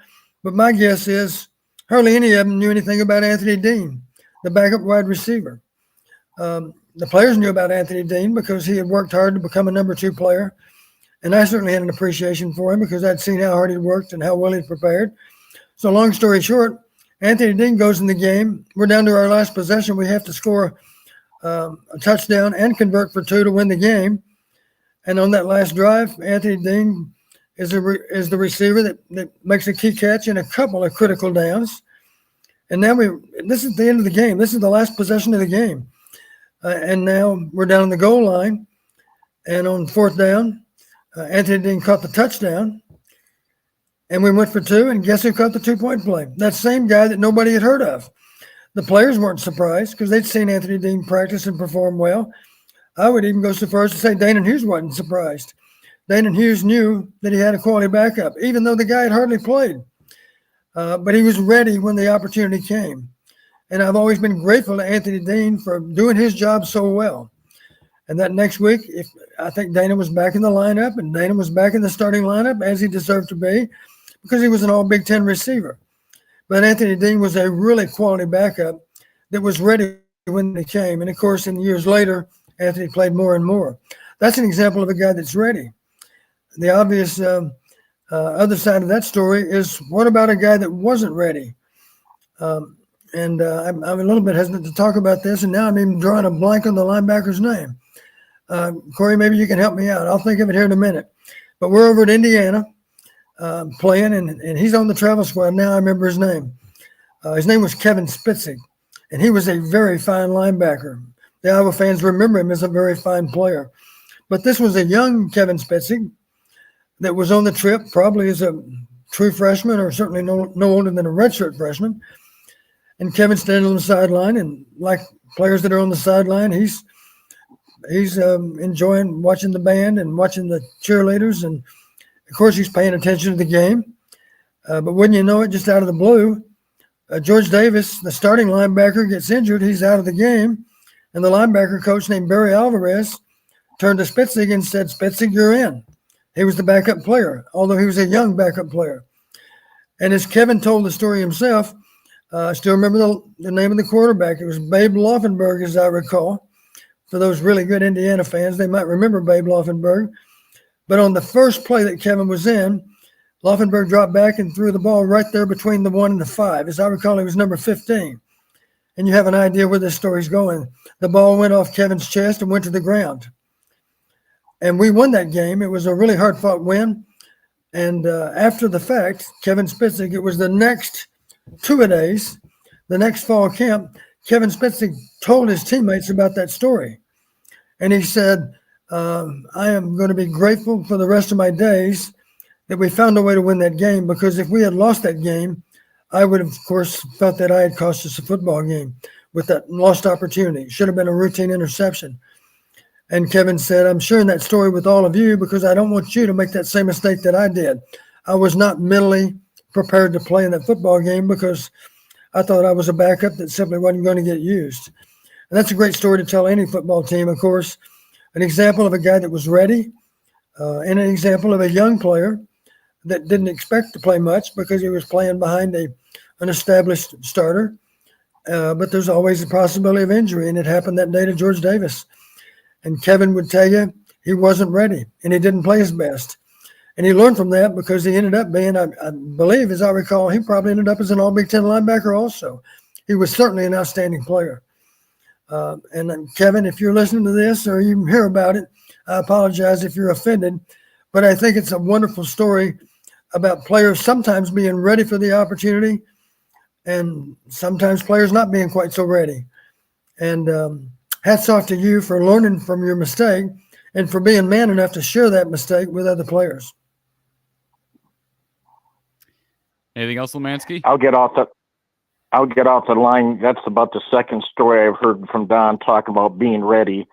And I hope two guys in the name of Padilla and Labus heard you, Don, and I'll hang up, and thanks for all you two do.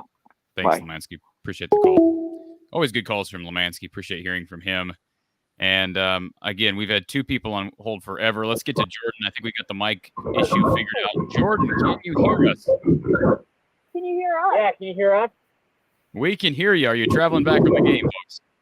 No, we are at Hancher right now in the rain. Okay. That took a while. Wow. So what's your mindset right now, folks? You were at the game, right? Yeah, we were at the game. Let me ask.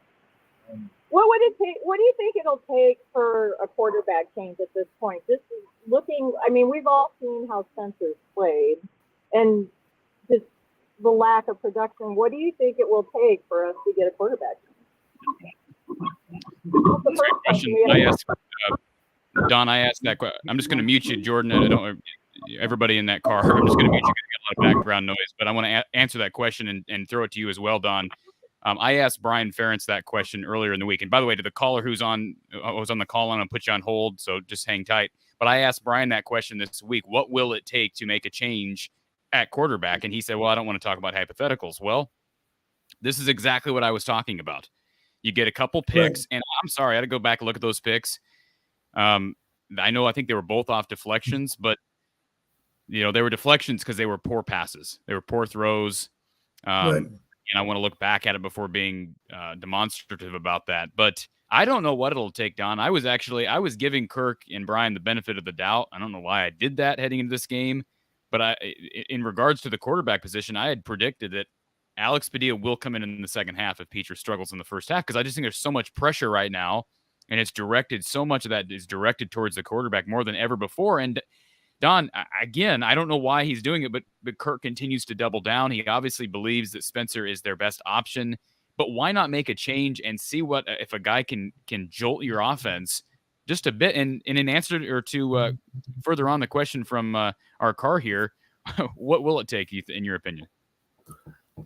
That's a good question. I don't have a definitive answer, of course. I don't know. I'll say it this way. My heart goes out to Spencer, because the reality is, I'll say it this way. There are no great solutions at quarterback right now. I say that because Leba simply has never taken a snap in a college game. And our other two guys have, of course, Spencer's got a lot of playing time, and Alex has got a fair amount of snaps too. And the bottom line, of course, is they need a good supporting cast, because they're not supermen. That they have strengths and weaknesses, and we've certainly seen Spencer enough to know what his strengths and weaknesses are, and we need to help him. And Kirk has commented on that. He certainly suggested at the press conference the other day, we need better offensive line play. It's not easy to play quarterback if you don't have a complementary running game. And you're very familiar with the term behind the chains. We spend far too much of our time being behind the chains. In other words, on first down, we gain 1 or 2 or 3. We need 4 on first down. And I know people might wonder, does it really matter if you gain 3 or 4? Yes, it does matter a little bit, because let's face it, that 10 yards is sometimes hard to come by. So we're behind the chains. We're not really blowing people off the ball with our offensive line play.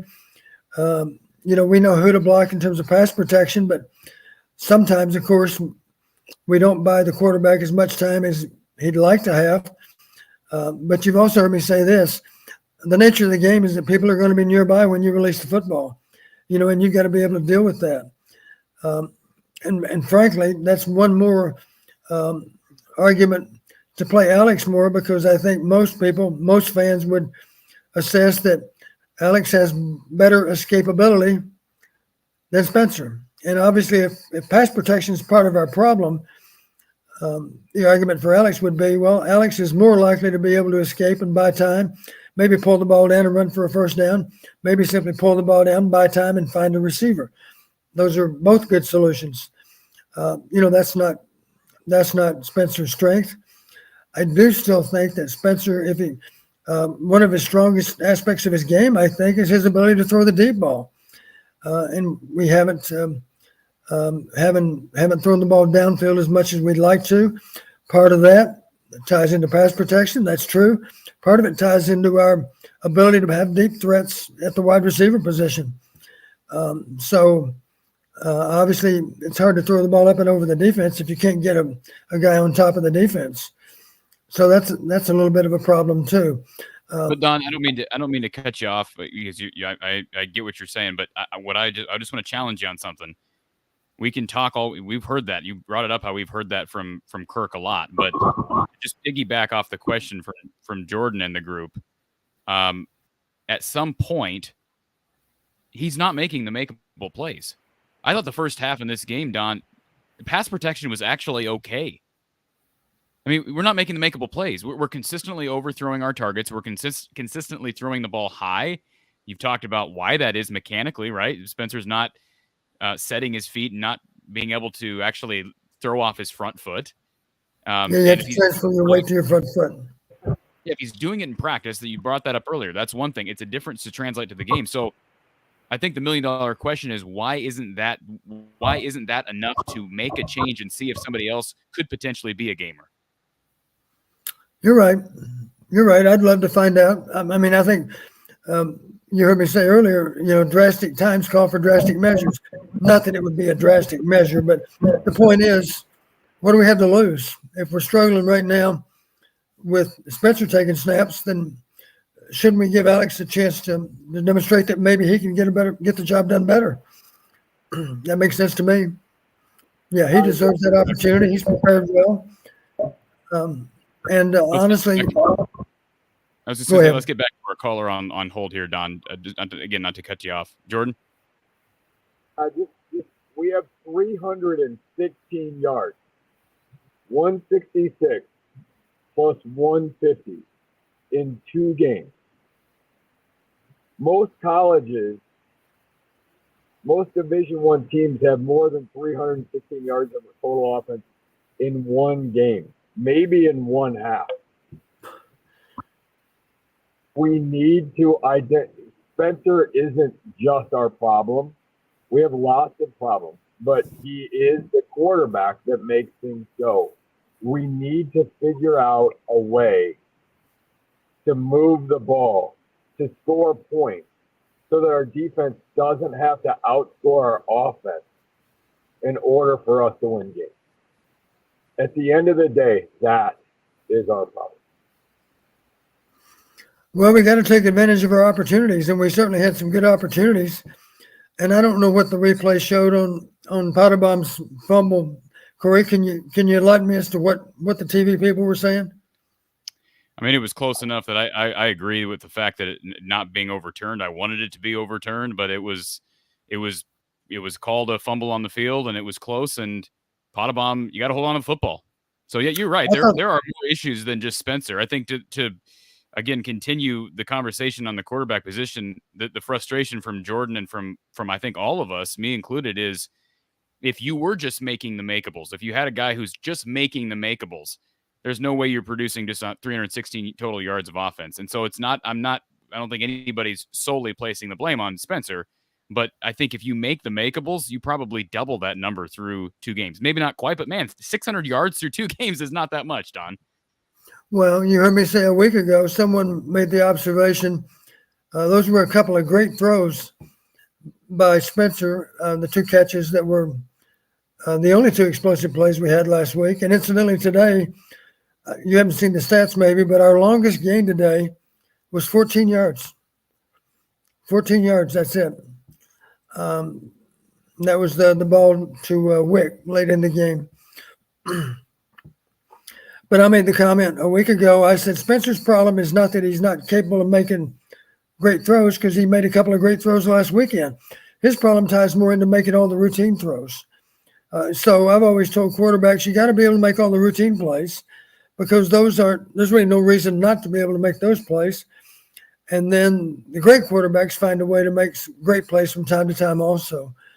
So the ones right now that are weighing us down are the plays that should be more routine. And you talk about high throws. You've heard me talk about the fact we always preach to our receivers and our quarterbacks, find a way to keep the ball below the receiver's chin, unless clearly sometimes there's an exception. You have to elevate the ball to get it over a linebacker. But in general, find a way to keep the ball underneath his shoulder pads or underneath his chin, because if the ball skips off his chest, it's likely to go to the ground.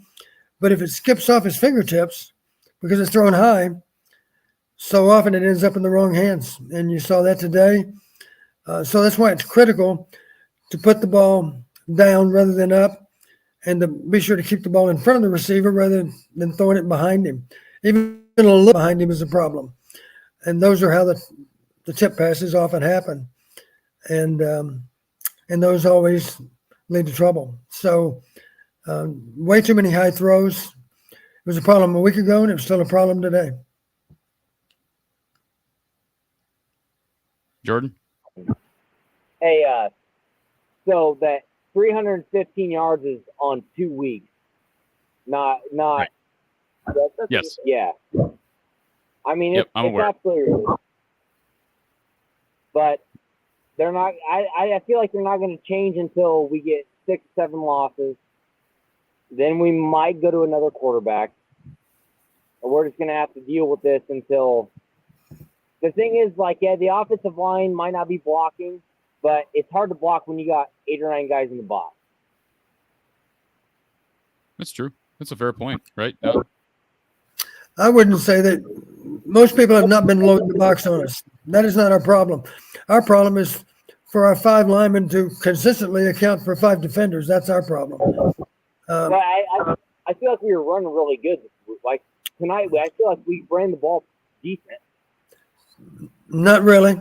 Your perception, I mean, we're saying that. My gosh, we're averaging less than 3 yards a carry. It's not good enough. We're grasping at straws. Don, I think though that we were average 3 yards a carry because they were loading the box last week continuously. If you look at the tape, sure seemed like they were 8, 9, 10 in the. If they're loading the box, that means we're getting all kinds of man coverage, and that's simply not true. I don't know that you know exactly what loading the box means. That's a very simplistic answer to our problems. Our problem is being able to consistently block 5 people with our 5 linemen. That's our problem up front. Yes, we certainly have challenges of blocking, but I certainly seemed like we had more 7, 8, 9 in the box last week, and again this week, challenging Spencer and our offensive coordinator to throw it over the top and make our passing game.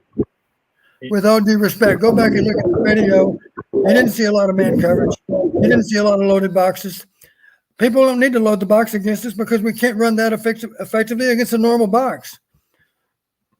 Yeah, maybe in short yardage, you maybe get a heavier alignment, but in general, the box is not loaded.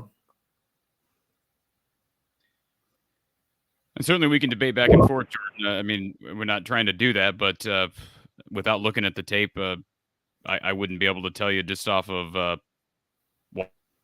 watching it once today. I certainly I don't think I thought that first drive of Iowa offense, the 2-play drive that ended up in a touchdown, it looked like Iowa was going to be able to run the ball effectively. And it from then on, you're right. There was nothing as far as consistent run play. By the way, that 9-yard touchdown run was the longest run of the day for us too. Yeah. Thank you guys so much. Yeah, seriously, thanks for taking our call. Thank you, guys. Appreciate you being on hold and for being patient. Thank you. Well, this is you hanging in there, Don? Well, it irritates me when people talk as if they know something about football, but what they're saying simply is not the problem. Our problem is not that we're trying to be hard-headed and run the ball against loaded boxes. That's not our problem.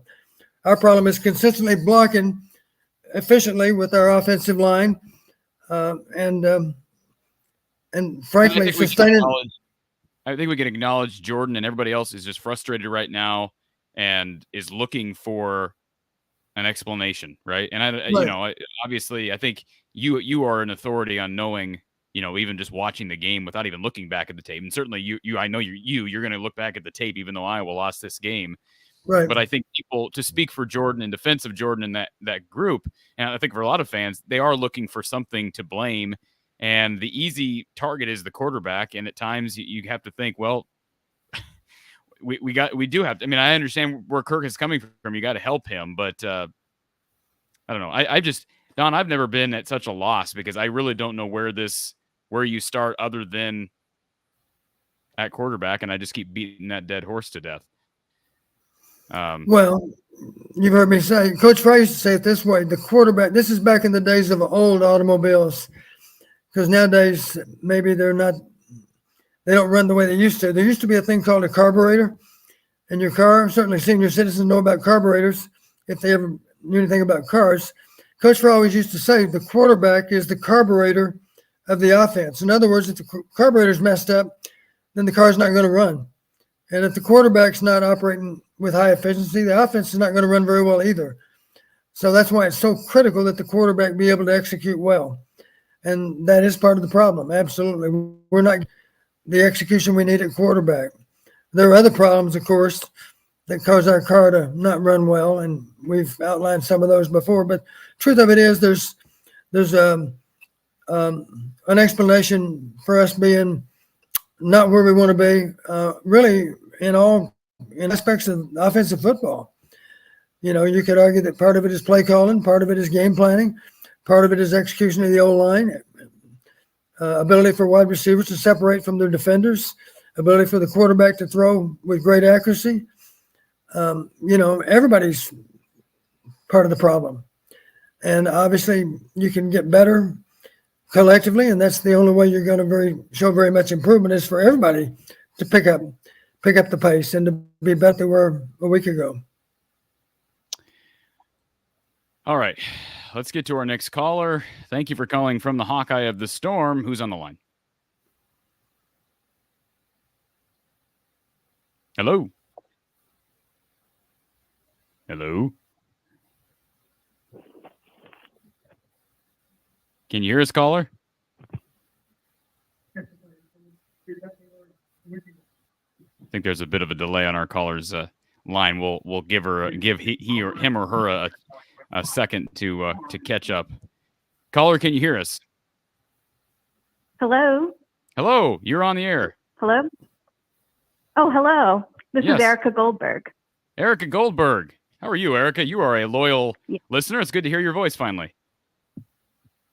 Yeah, thank you. I'm actually on vacation in Canada right now, but I felt obliged to call in because it's just such a train wreck, everything going on. So why don't you tell us how I you get to really try to feel, call in. Erica? Why don't you tell us how you really feel? You know, from how I am in the chat, that I don't mince words. So No. I'm really glad that there was just some discussion about the O-line and how they're not blocking Spencer successfully, because that was actually a point I was going to bring up. I was only here to see the last quarter, so I can't comment on the rest of the game, but what I saw was just a bunch of missed opportunities for them to block that Iowa State defense. And that's kind of disappointing because we saw the same thing the first week as well. I think you're right. And Erica, if you basically just caught the fourth quarter, you missed 3 quarters of somewhat favorable conditions. Don, you were at the game. We got to the fourth quarter and it started raining late in the game. But I mean, I think people who tune in the fourth quarter may think, well, it's a slop fest because of conditions. I think conditions were pretty favorable. It was good football weather through 3 quarters, correct? It was. Absolutely was. You know, what I had hoped, I knew, of course, the rain, depending on which hour by hour forecast you saw, the rain was going to show up at some point in time. I thought if we were lucky, it wouldn't happen until after halftime. But the truth of it is the rain held off until the fourth quarter. And thankfully for us, I thought we're driving to the south in the fourth quarter. And if anything, the wind might pick up some then. And the wind was basically out of the northwest. So I thought if it does come down to a last-second field goal, at least we'll have a little bit of wind at our back, and that should give us a better opportunity to convert. And let's brag on Iowa football for one reason, Corey. That last drive, let's face it, it was terrible conditions to be. It was raining pretty good at the time, and we were down, and the clock was against us, and we were out of timeouts and all those kind of things, and we still kept competing. And honestly, the way that last drive had started, I wouldn't have been able to say with any confidence we're going to have a chance to kick for a tie and put it in overtime, but we did. It was a 48-yarder, and it was raining at the time. It was not an easy kick, certainly. And I am curious, Corey, near as I could tell, the ball was long enough but simply wide. Is that correct? Yes, I believe you're right. But Don, I was critical of that when I first hopped on the air because pretty confident that the kicker I would take in a 45, 40-yard plus scenario would probably be the other kid that didn't see the field, and that's Drew Stevens. And I'm not just, I mean, we see him on kickoffs for a reason. He does have the bigger leg. And are you surprised that, well, I'm not necessarily surprised, but are you surprised that we didn't see the bigger leg of the two kickers? I would have been surprised to see Stevens at that point because he's yet to kick a college field goal in a game. That's and that would have been I'm sorry? That's not his fault. I know. I'm well aware. That was the only attempt for the day, right? 48 yards, missed wide left. We'll see what happens next. Maybe, obviously, think about this, Corey. If we could have hit that 48-yard field goal and put it in overtime, at that point, who has momentum for overtime? I would say, even though I would say done a better job of moving the ball offensively and defending defensively, the fact that we had a chance to tie it up at the end of regulation, especially playing in Kinnick again, people were leaving their seats, and if a field goal would have gone through at the end of the regulation time period, there'd have been a bunch of people heading back for their seats to support the team all over again, but it wasn't in the cards. It's just unfortunate, it's just an unusual set of circumstances today. I think about the fumble on the goal line, and I have to wonder, was that really a fumble or not? Obviously, you got to be good enough to overcome calls that are questionable calls. Sometimes they go in your favor, sometimes not. But that's part of the game. That's no different than a bounce of the football. You got to be able to play through those.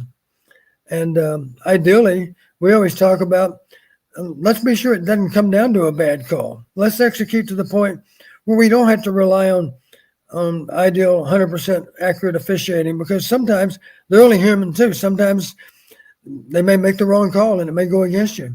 So you got to be good enough to overcome a bad call as well. And Don, we still have Erica on the line. Erica, we didn't mean to just go off on a tangent on you, but did we cover? No, that's totally okay. I did have one more question though, if you don't mind. Sure. One thing I'm worried about after seeing these first two games is that we're going to lose our good commits that we have coming in 24. So I was just wondering if you and Coach P could speak to that. I'm really scared that we're going to lose Marco and that we're going to lose King Proctor. So, and that would be horrible. That would be absolutely horrible. So I'd love to hear what you guys think of that. That's a valid concern, Don. I mean, I'm not saying it's going to happen. I don't have any reason to believe it will happen. I know Caden Proctor was at the opener last week against the Jackrabbits, and I mean, Marco Linez is, the advantage you have with Marco Linez is that he does have a relationship with Spencer Petras. They share the same private QBs coach. I don't know if that does anything right anymore. I mean, as you know, Don, guys can jump ship for any reason at any moment. Now, those guys are 23, just so you're aware, Erica. Those guys are 2023 recruits. So they'll sign here in, 3 months. So you can hopefully get through this year and sign those guys. I said 24. Sorry about that. No, you're good. I think that's the key. If you can get those guys signed, certainly they could leave later. And we saw that with Orlando Trader in the offseason. But, I mean, there's ebbs and flows. I think Caden Proctor, if you're Iowa, you're doing everything to keep him here because, boy, you need help on the line, Don. It's a good thing they've recruited well at that position with guys like Caden Proctor and Trevor Lauk. And yeah, Erica, they need Marco Linez right now. They need somebody like that who can move. Because I just think as much as I want to change at quarterback, and I've been advocating for it for a long time, I advocated for them to go to the portal. I don't think Iowa has a great quarterback room right now. Even though I haven't seen Joey Labus, and maybe that's not fair to him, I would just have to think that if there was any confidence in Alex or Joey or Carson, I know Carson's a true freshman, that change would be made. So that tells me, look, this quarterback room is well below average. That's the frustration. And I know people get tired of me bringing up the portal. That's my frustration with them not going to the portal. But you're right. They gotta find a way to keep these guys locked in now. Yeah, I definitely am worried about that. And as far as the quarterback room goes, we obviously know that Spencer's not the answer, as good as he is at leading the team and just being all around a good team player and all that type of stuff. Just a great guy. He's just not getting it done at quarterback. And I think we should consider obviously I'm rehashing what everyone's already said, but Padilla should be considered. I think we should give Joey Labus a try. We've never seen him on the field, like in a game. So I'm not saying he's going to be, the answer necessarily, but we don't know till we see. So I don't see why we can't just try to put him in. The only thing I can think of is that it would mean that Kirk has to admit he was incorrect in his thinking, in his way of handling it, and he probably doesn't want to do that for many reasons. Well, we all struggle to admit when we're wrong. I don't know if that's the reason or not. Don, can you just real briefly address that? I didn't want to just crowd the time here, but can you address the key because of course you've had ups and downs as a coach, whether we're talking about the end of the Hayden era when, frankly, there were some teams that you guys had some teams that struggled. But can you talk about the keys to holding on to recruits? I know you coached in a different time period, but holding on to recruits and keeping them locked in and committed even when the team is struggling. Well, the guys that are committed to us already, they wouldn't be committed, of course, if they didn't believe that Iowa was a great option for them, if they couldn't see themselves wearing black and gold. In Marco's case, I'm sure Marco's sitting there thinking, I wish I could take snaps right now for Iowa, because I'm pretty sure I could help them when they need help. They need help right now. I wish I could line up and play for them right now. And of course, he's got great confidence in his abilities. And I don't think he's going to be discouraged just because our offense struggles, because I think he recognizes a quarterback can make a lot of difference in any offense. And by that, I mean, even if the offensive line's struggling to pass protect, the great quarterbacks pull the ball down the course and run around and improvise and make plays. That's what great quarterbacks do. And Marco is a good runner. I think it's safe to say that he presents a bigger threat as a runner than maybe anybody that we have right now. I guess the only question would be if Joey Labus is much of a combination quarterback as Marco. I guess that's debatable. But it sounds to me like Marco's resume is every bit as good, if not better, than Joey Labus. I think you probably suggested it's a better skill set. So I think right now Marco would simply recognize, I wish I could help Iowa right now, because I'm pretty sure I'm going to be able to be an upgraded quarterback, which is what they need right now. So I don't worry too much about losing Marco.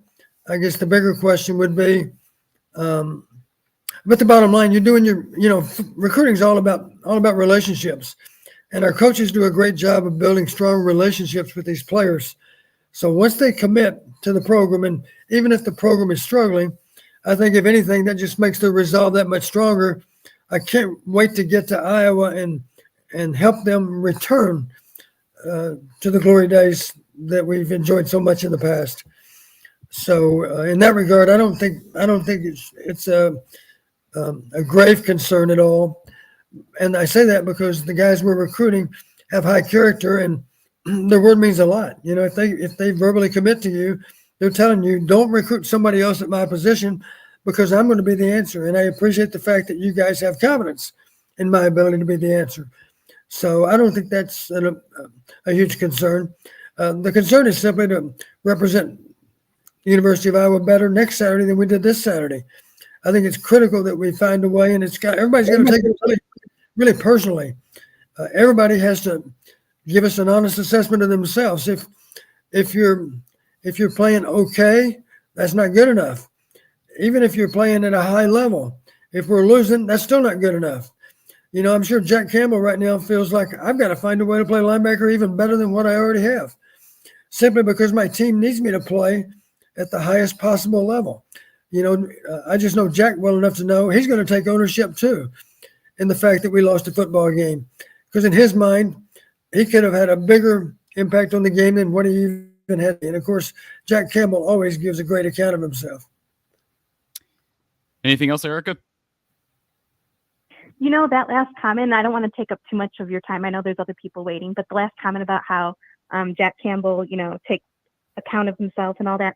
I'm wondering, I wonder how Spencer is perceiving all this. And Coach P, I don't know if you have any insight or can share about that, but obviously he's going to be disappointed that he's, lost the game today and that his performance isn't up to par. But maybe he's just mentally, is he strong enough to handle being quarterback? Because if he does so great during practice, but he gets on the field and he just doesn't show up the way he's supposed to, he probably takes that very hard. So is part of this mental as well? It must be. Well, I used an analogy last week that I'll remind you, those that didn't hear it last week. For those golfers out there, when you miss a 4-foot putt, you're surprised because let's just assume you're a pretty good putter. you typically make 4-foot putts. Well, when you miss one, the next time you line up over a 4-foot putt, that hole all of a sudden is not as big as it once was. And if you miss another 4-foot putt, that third time around, that hole's about the same width as a golf ball. You feel like, the job is more difficult with every missed putt. Same way with playing quarterback. If the throws are inaccurate, you tend to press a little bit, and now, that doesn't solve anything. You got to go back. You've always heard me say, Corey, you got to have a groove throwing motion. You got to recognize there's a time to use touch on your throws. Not every ball can be a fastball. If you have a chance to take a little pace off the ball and make it more catchable, then do that. That's what the great quarterbacks do. Aaron Rodgers doesn't throw a football any harder than Spencer does. I guess his fastball is similar to Spencer's, but there are times for sure when Aaron Rodgers throws a softer ball simply because it's got less to do with velocity and more to do with location. You want them to be absolutely catchable. You want your receivers to be able to catch it in full stride and run out after the catch. That's how you produce big yardage, is being exactly on target with those throws.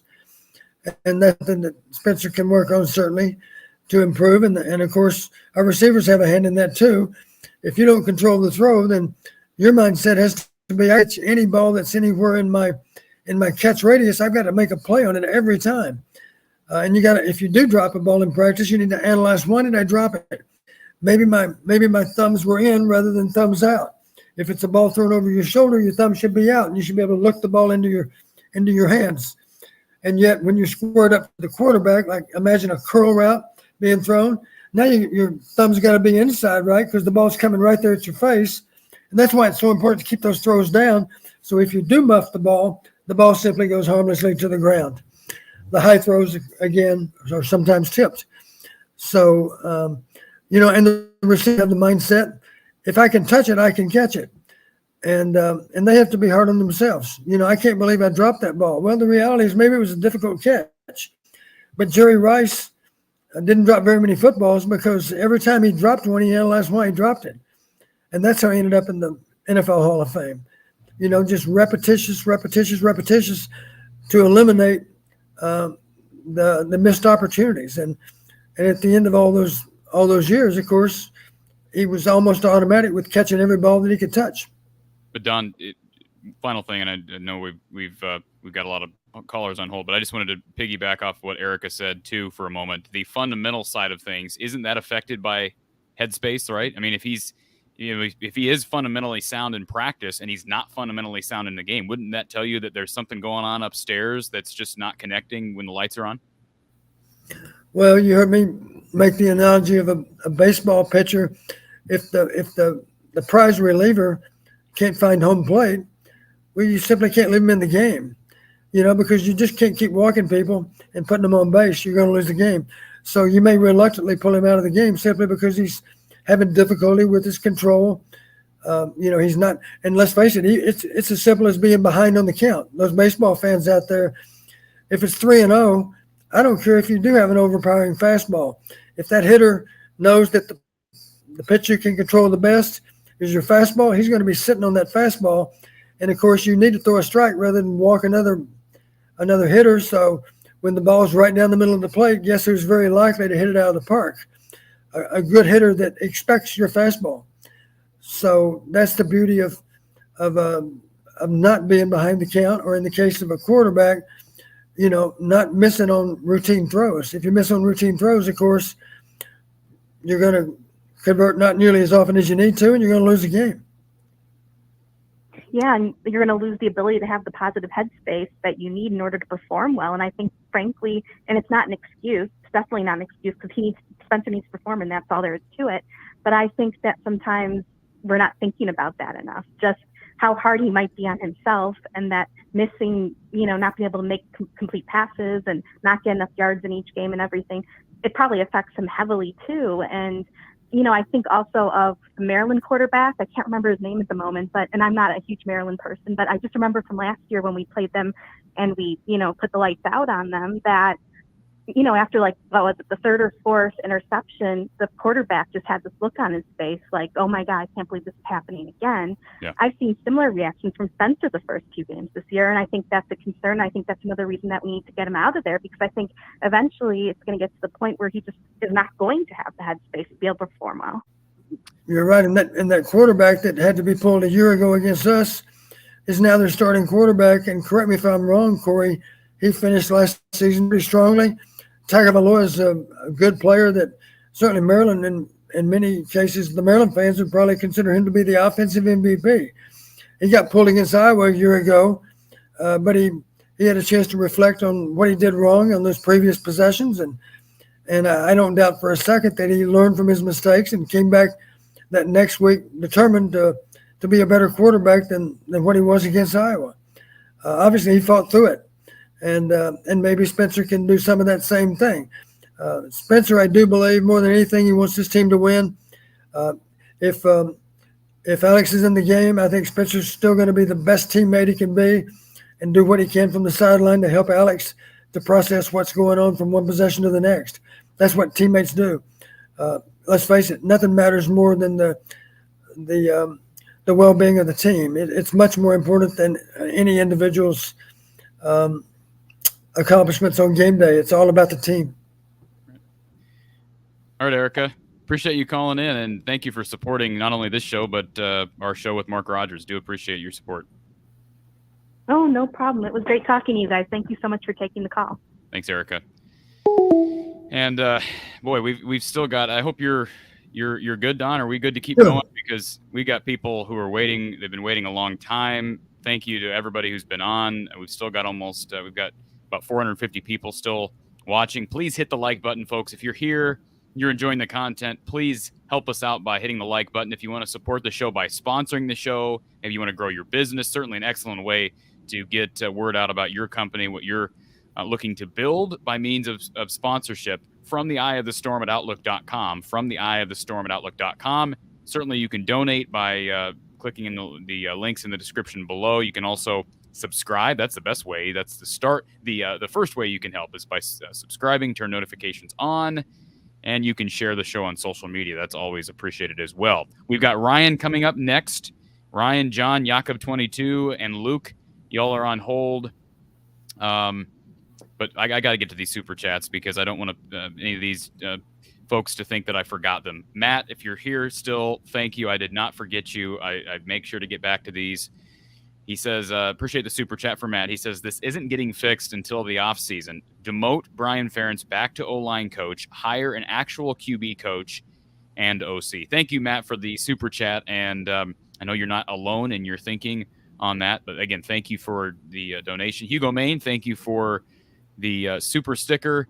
And I gotta poke fun at Hugo Main. I've seen his name in the chat quite a bit. I understand there's a roller coaster of emotions, but I want to run through a couple of chats from Hugo Main. He says, sick of this portal talk. Stop. Corey, you are wrong. No one would ever come here from the portal. So sick of hearing about the portal, Corey, every week. And then 11 minutes later, love Corey. He's the man. Don, you gotta love it, man. You gotta love it. What did you do over that 11 minutes, Corey? I need to know because maybe they can take me off the hook. That's the greatest string of chats and comments we've ever had on this show, Don. I have to say. You had to be really profound for 11 minutes to be able to turn Hugo Main around. Thank you, Hugo Main. I appreciate that. DC Hawkeye, thank you for the super chat, DC Hawkeye. If big changes don't happen, I will be lucky to be bowl eligible. Lucky. Thank you, DC Hawkeye, and you're one of the loyal ones that are on this show regularly and regularly donate via Super Chat. So thank you for that. Do appreciate everybody who donates here by Super Chat to support the work that I'm doing, this show, of course, and trying to provide a voice for the fans, which we do by means of this call-in show. So thank you, DC Hawkeye, for the Super Chat. Colin says, not even talking about how we decided to spike the ball after a 2-minute review break. We weren't even ready to run a dang play. This is embarrassing. Kirk has lost his touch, needs to go, unfortunately. That's a good point. The whole why did we spike the ball? First of all, why didn't they get the 2 seconds back on the clock, Don? Because they ran the clock when the ball was spotted, which we immediately snapped the ball. 2 seconds ran off the clock. They never They never put time back on the clock. And then, why wasn't Iowa ready to run a play when you have a 2-minute review? Why would you waste it down? I thought maybe we make a first down on that previous play, and yes, it looked to me like we forgot the clock stops, of course, when you move the chains, but then the clock gets wound, and I think we failed to realize the clock is now running again because it's not going to be when we snap the ball; it's going to be when they declare the ball ready for play. Here's one thing that comes to mind for me. I want you to go back to the first half. A little under 2 minutes on the clock. We had all 3 timeouts. You remember what I'm going to say next? We're on the minus 33, I think, maybe. I forget our yard line. We had 60 or 70 yards to reach the end zone, but we had a little less than 2 minutes. We had all 3 timeouts. That is by definition a 2-minute opportunity. And I realized we hadn't moved the ball well, but my gosh, the score is 7-3, and our 1 touchdown drive was 16 yards. So why in God's name would we not make an effort? You remember what happened on those 3 plays? Well, didn't they run the ball on first down and then threw a pick? We ran the ball on first and second down. They burned 2 timeouts on third and They did. When you say they, you're talking about Iowa State burned 2 timeouts. they took timeouts because they were confident that we weren't going to be able to move the ball down the field with 2-minute offense. They wanted the ball back because they thought they still had time. On third down, we had the interception. That was the ball that was thrown into traffic. It was not a good decision to throw it. It was a really tight window. The ball got tipped in the air. They intercept. And what happened at the end of that drive? Did they get no points on that drive, Corey? That's before that. I believe that was the interception. I believe that was the Is that when they kicked the field goal? No, I believe it was an interception. Didn't Cooper DeJean pick that one off in the end zone? You're right. We were lucky with the interception. You're exactly right. Isn't it funny how teams? I was through 3/4 of the game. I said my thought process to a friend. I said, "Thank God for red zone scoring defense," because at that time they'd been in the red zone 3 times. They had a grand total of 3 points to show for it. They had the interception by Cooper. We had that, and then of course we had the fumble. Incidentally, if you're on the 2-inch line, don't hand the ball to the back. Just sneak the ball. It can be pretty simple at that point, because if you give the ball to the back, especially if he decides he wants to go up and over, there's always a chance that the ball is going to come loose. And that's what happened, of course. But the bottom line, we had a great opportunity for 2-minute offense, and we didn't want to pursue it. And I understand we've had difficulty moving the ball. Well, it's not that hard. At least spread the field, which certainly makes them think that you might be serious about driving the ball down the field with 2 minutes, and then run a safe running play or 2. Maybe you can get them spread out that you can pop a running play. Let's face it, they got to think prevent at that point. They just want to prevent us from getting in field goal range. But instead, we ran the ball with just pretty vanilla plays. They burned 2 timeouts. Now it's 3rd and long. Now we throw the tip pass, and now we're fighting for our lives before the half. My point is, we didn't even try to execute 2-minute offense, and that had 2-minute offense written all over it. I can totally agree, Don. So again, thank you, Colin, for the super chat, and then Joseph, thank you for this super chat. After 2 games, the caller who just hung up, I got you on hold. So if you're calling in, I got you on hold. Don't hang up. Joseph says, after 2 games, Iowa's averaging 158 yards per game, which will move them down to 131st out of 131 teams in the FBS. Caller, I'm putting you on hold. Hang tight. And it's not even close. Yeah. I'm not shocked by that at all. So thank you for the super chat. Joseph, we've got people, again, who are lighting up the phone lines. Let's get to Ryan. Ryan, you've been waiting here forever. Ryan, thank you for calling Iowa Postgame with Coach Don Patterson. What you got? Thanks, Corey. Thanks, Coach Patterson. Hey, I know I'm not the only one of your listeners right now that probably worked in a family-owned business where the owner's son continuously got promoted without having the skills or resume or anything but the name to exactly get to where he's at. I feel that Iowa football has kind of become, and I felt this long before this year, but it's more amplified. It's kind of become the family business. It would not shock me one bit, especially after an O-line tight end background guy became quarterback coach when it's the glaring weakness that we've had for a while in this program, number one. And I think at the end result, ironically, it's going to ruin Brian's career unless he directs Gary Barta, and I'm sorry, but I believe that Kirk runs on a different set of rules there, but that's another discussion. He'll probably promote Brian to assistant head coach, or God forbid, head coach in waiting. No, we won't, Ryan. Jay Paterno, anyone? And I guess one thing that's really difficult is you look at the most successful quarterbacks under Kirk. Brad Banks, Heisman runner-up, very mobile, actually very accurate. Drew Tate. Well, they both won Big Ten titles. Ricky Stanzi, he won an Orange Bowl. And C.J. Beathard, a third-round pick, even though he didn't throw for 2,000 yards because he didn't have a lot of weapons behind him. One of those weapons is the highest-paid tight end in the NFL, but we grossly underutilized him when he did play. Granted, I know he was a little injury-prone, but was excellent. Love Kirk. There's absolutely no doubt he's a legend in the state of Iowa. But, I mean, has it kind of gotten to the point where it's about family over program? I'll just hear what you have to say. I can speak on that first, Don, and I know that's I don't know how you want to address that, but my personal opinion, Ryan. First of all, Brian Ferentz is not he's not going to be promoted to assistant head coach, and he's not going to be the next head coach here. I think that's pretty clear. That will not be allowed. That there will be a revolt if that were to happen. I don't think. I've been critical of Gary Barta for a long time. I'm confident Gary Barta is an intelligent individual, and he knows that would not work and would not go over well. I'm disappointed that Gary has allowed this to continue.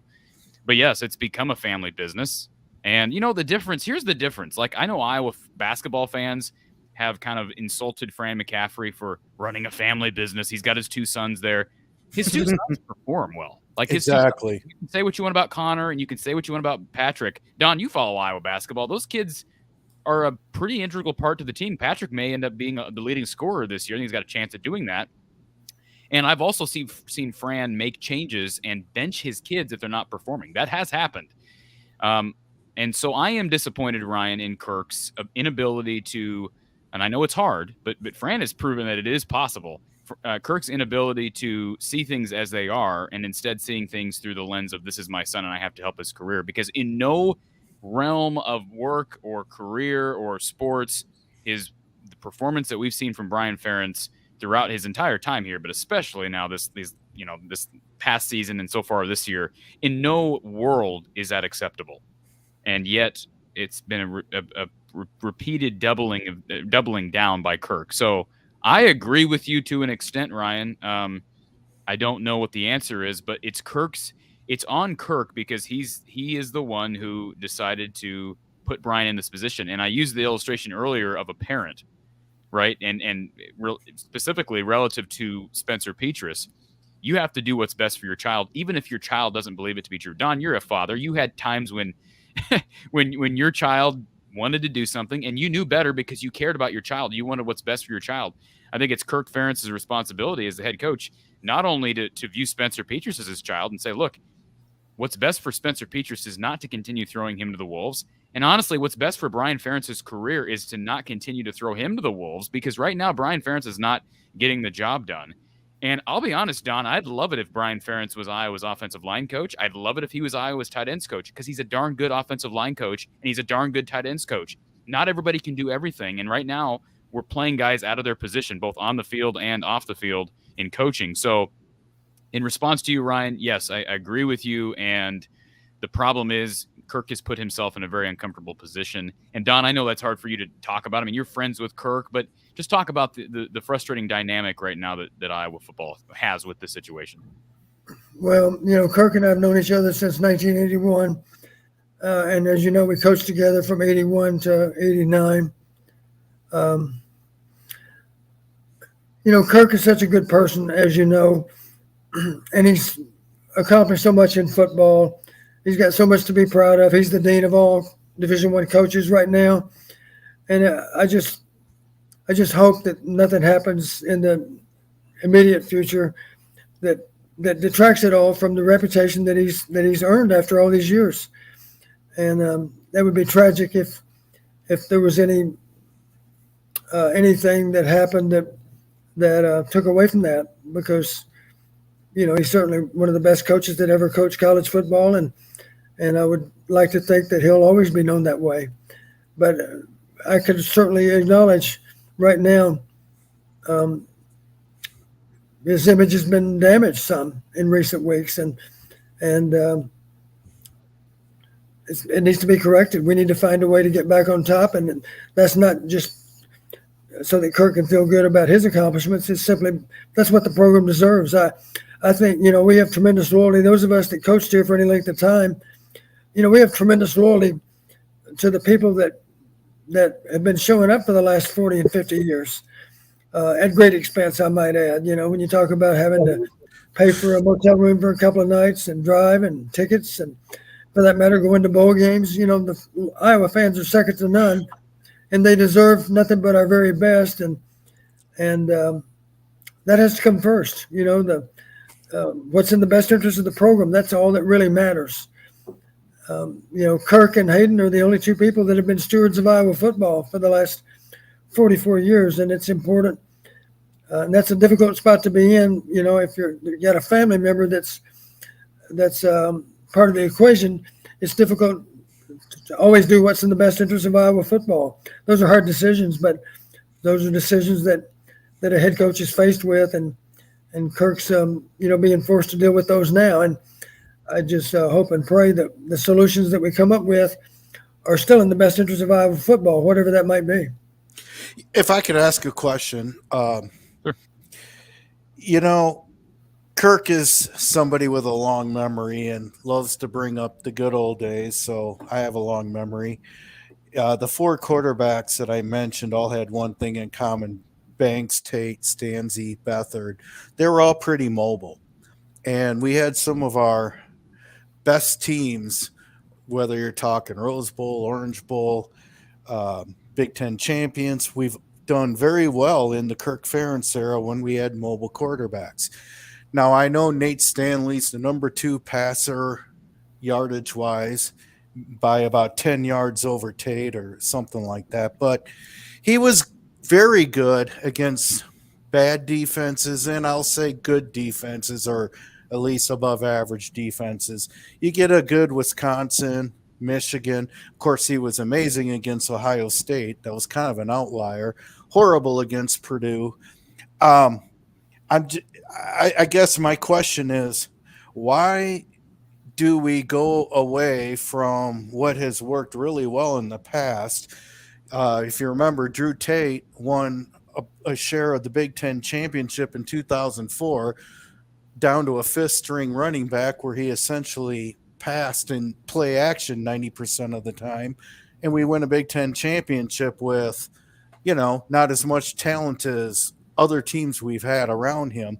Having a dynamic quarterback and an elite lockdown defense with great special teams, having all three, and even if the offense is 50th in the country, let's say, having a guy who can make plays is not a criminal offense. And I don't know why we have to put it on the defense each and every week where one guy falls down where he normally wouldn't and a touchdown occurs of it. We're done. This is the first time that I can remember when we were down 3 points with 9 minutes to go, and I basically knew it was curtains. I mean, not even the Penn State game last year when we were struggling and came back did I feel that way. I knew it was curtains with 8-9 minutes to go now that we're down 3. Now, let me say this, Ryan, interject. Ricky Stanzi was not mobile. He wasn't terribly mobile, but he could move. Okay, yeah, but like Tate, Beathard, And Stanzi's a top 4 quarterback in the Ferentz era, and he was a heck of a lot more mobile than what we've had lately. Right, and let me just say this, Ryan. Nate Stanley was the best I've ever seen at the QB sneak. I'll say that. Yeah, that's true. The only thing I'll say in response to you, Ryan, and I'll let Don punch in here, and I just want to say this: the notion that a pro style pocket passer cannot succeed in 2022 is simply wrong. We've seen Tom Brady make a living out of it for the past however many years, and he's with still, a great line. With a great, exactly. I'm saying, so in other words, you have to have a lot of going around, right? You got to have a lot working around him. And yeah, Nate Stanley was pretty darn productive. I thought he had his issues, and difference with Nate Stanley is Nate Stanley was just a tough guy. And I have yet to see real toughness out of Spencer Petras in the pocket. And that's, so you have to, if you're going to overcome lack of mobility, you better have that toughness in the pocket, your ability to, Nate Stanley had an innate ability, no pun intended, innate ability to shake tackles. He had a really big arm. He was just a guy who I would call him a gamer. And except for Wisconsin. Yeah, no, you're right. And Iowa's issues were bigger than Nate Stanley in those games. CJ Beathard didn't play well against Wisconsin either. But my point is, you can win with I don't want to call it, say, an immobile quarterback, because you got to have a guy who can move a little bit. But Don, you want to jump on that some more? Well, I always like combination quarterbacks, because even if your game plan does not include a bunch of called QB runs, if they're simply more mobile and can escape pass rush, there's all kinds of good outcomes. Chuck Long comes to mind. I remember Chuck wasn't the world's greatest runner, but he had a good pocket awareness. And there were any number of times when he pulled the ball down and he's approaching the line of scrimmage, but he's still looking for options to throw the ball. And I remember any number of big plays where Chuck broke contain, was outside the pocket. He's prepared to run because he was, at least I'd say, adequate as a runner. Another guy that comes to mind is Matt Rogers. Matt was probably had better numbers as a runner than anybody back in the 80s or even into the 90s. He's probably one of the best runners we had. He was also two-time first-team All-Big Ten as a quarterback. And kind of reflecting on Labus right now, you remember this, Corey. Matt Rogers was a 3-year starter at quarterback. As a sophomore, he made some mistakes, and we took some lumps. But 1 year later, he was all Big Ten. And then as a senior, he was all Big Ten again. And, of course, we had 2 great seasons, Rose Bowl year in his junior year, and then 10-1 in his senior year. So I guess my point is, when you do play a younger player, they do have a chance. The best way to learn, of course, is to actually learn at your own expense. If you're actually on the field, it's not quite as good to just observe somebody else's problems from the sideline. You can learn indirectly from their mistakes, but I think the best teacher of all would be your own mistakes, of course, because those are painful to deal with. But I give Matt Rogers credit for dealing with them and for correcting so many of them. He wasn't all Big Ten as a sophomore, but he learned from his mistakes, and 1 year later he was. Anything else, Ryan? No, I appreciate it. It's just I would hate that Kirk goes out on a sour note, but I agree. I'm just very concerned that at this point, is there a coach in college football that has the security he has? And good for him. He's earned a lot of it, but when it starts to feel like family over program, I have a hard time with this. And I don't know if there's 12 Hawkeye fans out there not related to Petras that doesn't think a change is maybe worth exploring at this point. So that's all I have. Thanks, Ryan. I appreciate it. I appreciate Ryan's call and his points, because I feel the same way, Don. I'm not saying that this is the end for Kirk Ferentz, and I know you're not saying that, but if this is an indication of, beginning of the end of his, because, he's not getting any younger. He's 67 years old, Don. I don't want to see, I care way too much about growing up watching Kirk Ferentz Iowa football. I don't want to see this. I don't think my criticism towards Kirk is because I do care about Kirk. He is a part of my fandom as an Iowa fan. I don't want to see nepotism, and because that's what it is. You don't want to use the word, you don't have to. I'm going to use the word because that's what it is. Get in the way of what has been an incredible legacy, a class act representative for Iowa football, and I'm calling on Kirk Ferentz to make a change. And maybe a couple changes, and we've talked about what those changes are, but I agree with Ryan. It's unfortunate. Rolling along here, I do want to get to the super chat. I think maybe super chat from Meg. Sorry if I mispronounced your username. Don is a legend. Thanks for the insight, Coach. I appreciate that. I'm certainly not a legend, but I do care about Iowa football, and that's why we're here. And another super sticker from Hugo Maine. He's getting pretty he's getting pretty bold with these super stickers, Don, and I see at least he was on hold a second ago. Yeah, he's still there. So we'll get to Hugo Maine here in a few minutes, and appreciate the compliment, Hugo Maine, even though he doesn't agree with me on everything. All right, John. It appears, Corey, your stock has never been higher with Hugo Maine. That's great. Appreciate everybody being here. We'll keep going if Don, as long as you're not gonna. This is I think fans need this, Don, and I think I can say from my perspective, because you and I have conversations off the air all the time. You are a great sounding board for me and for everybody else here. So I appreciate that. I know the fans do. Let's get to John, who's been on hold for quite some time. The storm. Hey, Corey, this is John from North Carolina. I called earlier. I'll be quick because I did call earlier. I just got 3 real quick things. Couple pedantic and then one that I'm serious about. Okay. The first, Chuck Long and mobility is kind of a bit of an oxymoron, but he did run the triple option a couple times, and at Michigan State, he did have a naked bootleg to score to win the game. So he could at least get across the line of scrimmage with his legs. Yeah. In that last drive, Don, yes, we got down to kick the field goal, but don't forget, it took a penalty wiping out a sack fumble and another 15-yard penalty to get us into field goal range. So it wasn't like our offense lit it up to get down to the field. And I know you weren't saying they lit it up. Right. No, they certainly didn't let it up. I was just frustrated that we didn't make an attempt at the end of the first half. Right. No, I agree with you 100%. And the one serious point I want to make, I'm an offensive coordinator and used to be a defensive coordinator, not at the college level, so nowhere at your level. And you're right. There are a lot of people who think they know a lot about football that they don't. And you're right. Teams, at least these first 2 games, have not been putting 8 in the box. But with the speed on defense now, there's a way to load the box without putting 8 in the box. And what I've seen is defenses are putting 10 and 11 players within 12 yards of the line of scrimmage, and they're breaking to the line of scrimmage at the snap. So they're effectively, and our line's not playing great. I'm not saying they're playing great, but they're not getting any help from our play calling number one. And nobody fears the threat that our quarterback's going to pull the ball down and be able to hurt them with it.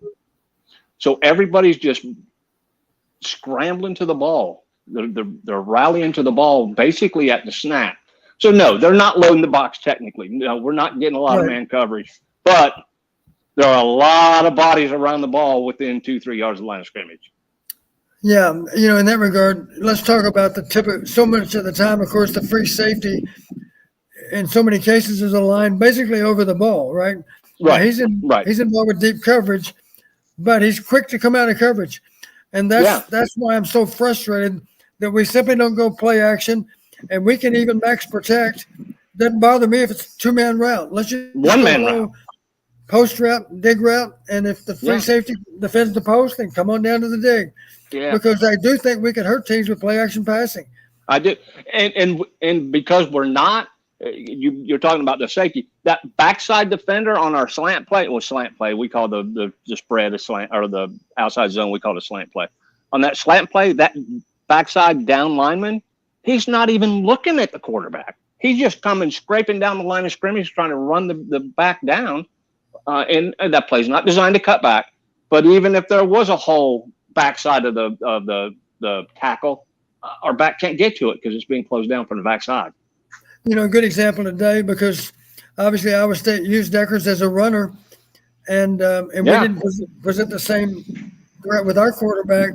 So you're exactly right. Backside pursuit, if you're playing against Iowa, that backside pursuit is just roaring down the line of scrimmage because they're not worried too much about the quarterback keeping. Yeah. And Iowa State, of course, is going to force teams to at least defend the possibility of the quarterback coming out the back door. Yeah. So it's sometimes you just have to pull it down to keep a defense honest. Whether you think you're going to make anything out of it or not, we're going to get our running backs killed. Yeah, you're right. Literally. You're right. And prime example to me, I've always said, if you run a reverse every now and then, I realized we ran one today that didn't work very well at all. Yeah, but it was predictable. Yeah. Well, sometimes you run a reverse and let's say you gain 5 yards, and people say, well, that was a waste of time. No, it wasn't. We gained 5 yards, and we reminded that backside pursuit that they better be careful about pursuing to the ball. And all he has to do is stay there for a step. He doesn't have to turn and run around or freeze. He just has to stay there for a step.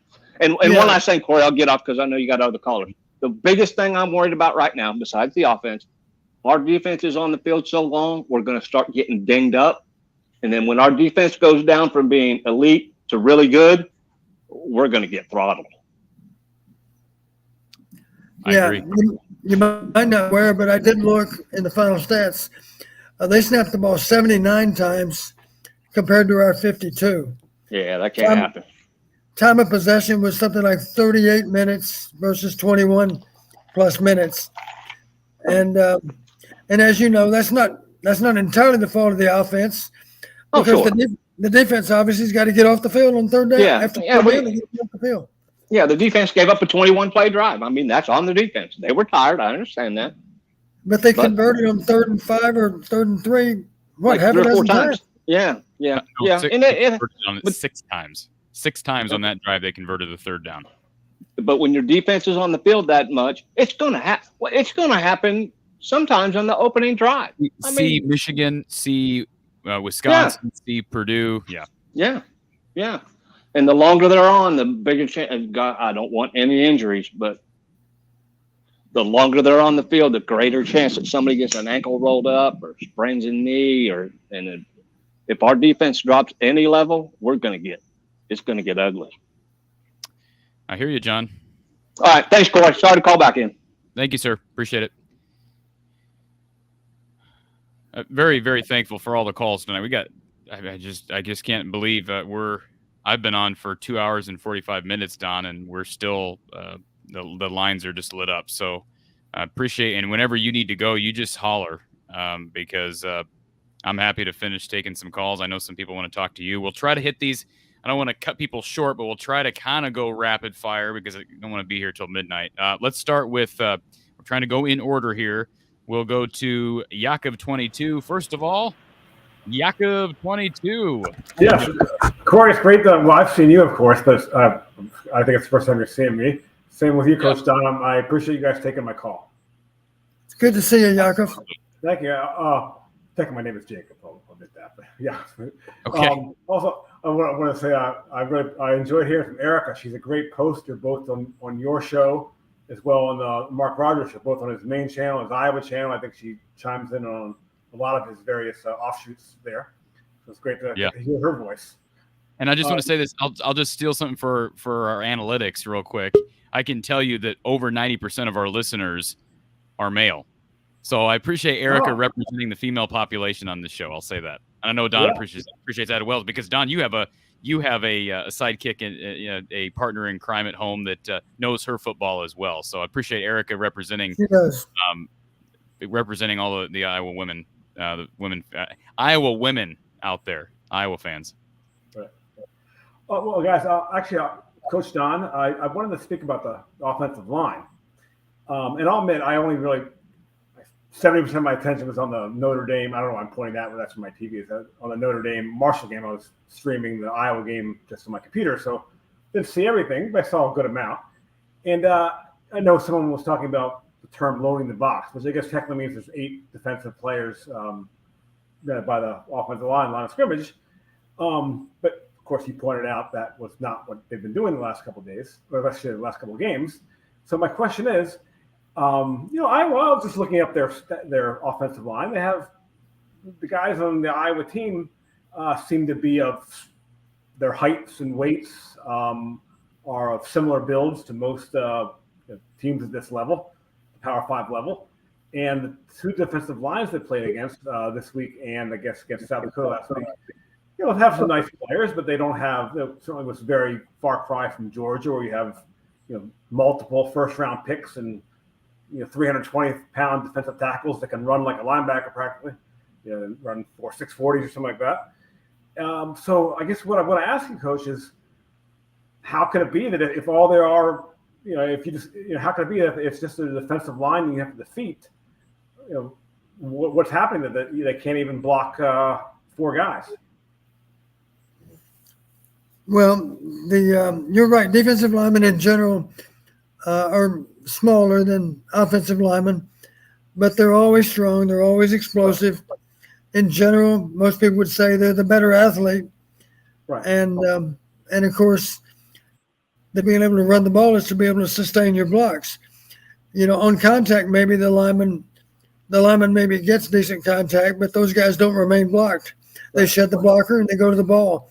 And so the really good linemen, such as our center a year ago, or Tristan Wirfs as a tackle, those guys are rare athletes. And once they're on you, they're on you. They're going to be on you until the whistle, and you may be on your back at the whistle too, just simply because they can sustain their blocks better than the average lineman, because they're simply more athletic than the average lineman. And I think that's the key to their success. Well, Coach, no, that's true. Maybe I'm sorry. I think I maybe didn't express it properly.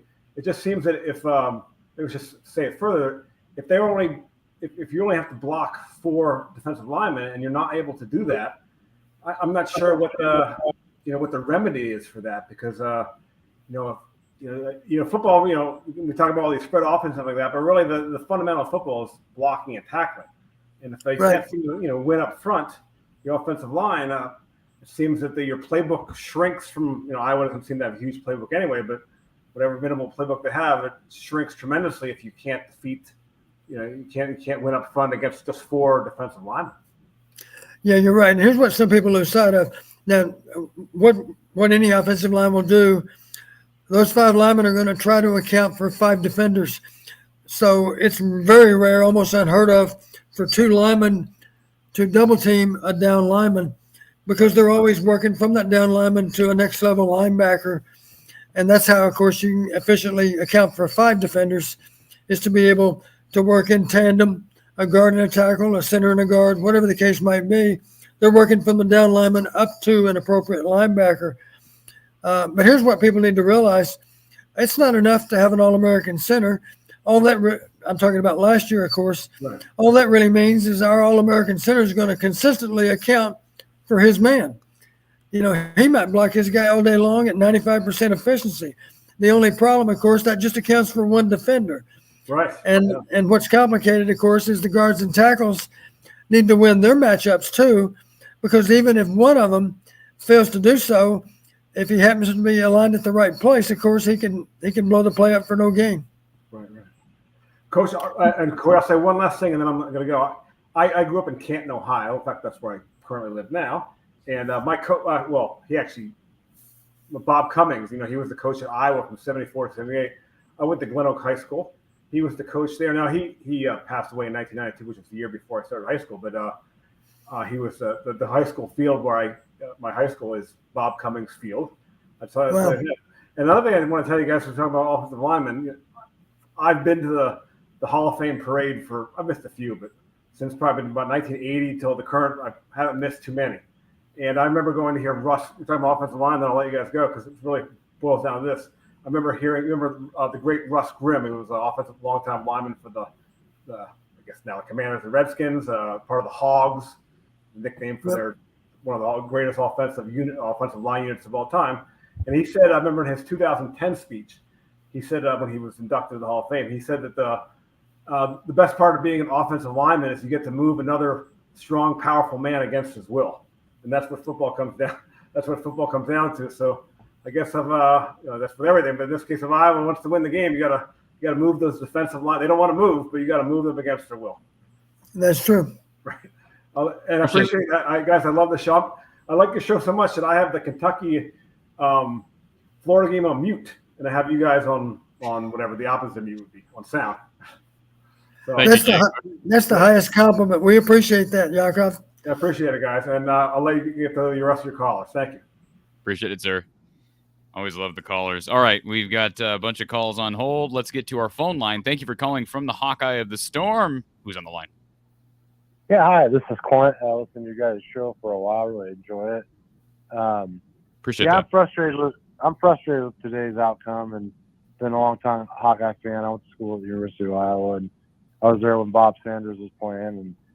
And I really like Kurt Ferentz. I think he's really built the program, but I kind of like to see somebody new come in there and coach.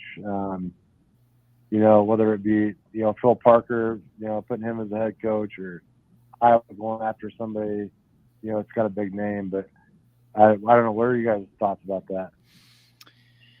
Well, I think, as I said earlier, I have a lot of respect for what Kirk Ferentz has given this program, but he's in a position now where he's got to make a change. He's got to do something different. There's got to be. I don't think it's a minor change. I don't think it's a matter of just changing quarterback. Don, I think you agree with that. It's not just. I mean, that's an aspect of it. I want to make sure it's clear because I've advocated for the portal and all these things. I've never claimed that one change is going to fix Iowa's offense. But I've always said multiple problems require multiple solutions. So Kirk has multiple problems on his hands right now, and I just think he's in a position where he needs to understand that it is possible to wear out your welcome. And to some extent, Don, you loved Hayden. We've talked about that, but to some fans, he did wear out his welcome. Is that accurate, Coach?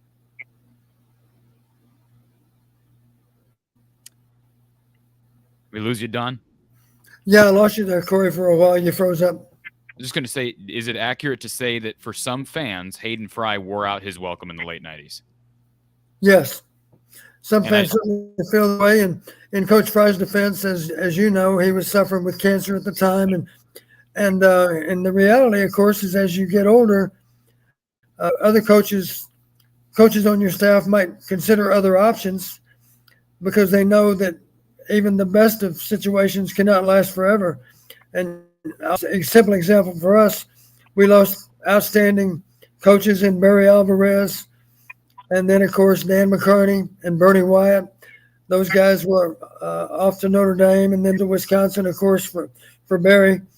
And it's hard. And, of course, in recruiting, it gets more difficult as you get older because as it relates to Coach Fry, coaches would say, yes, I realize he's a great football coach, but what makes you think he's going to be around for your 4 or 5 years?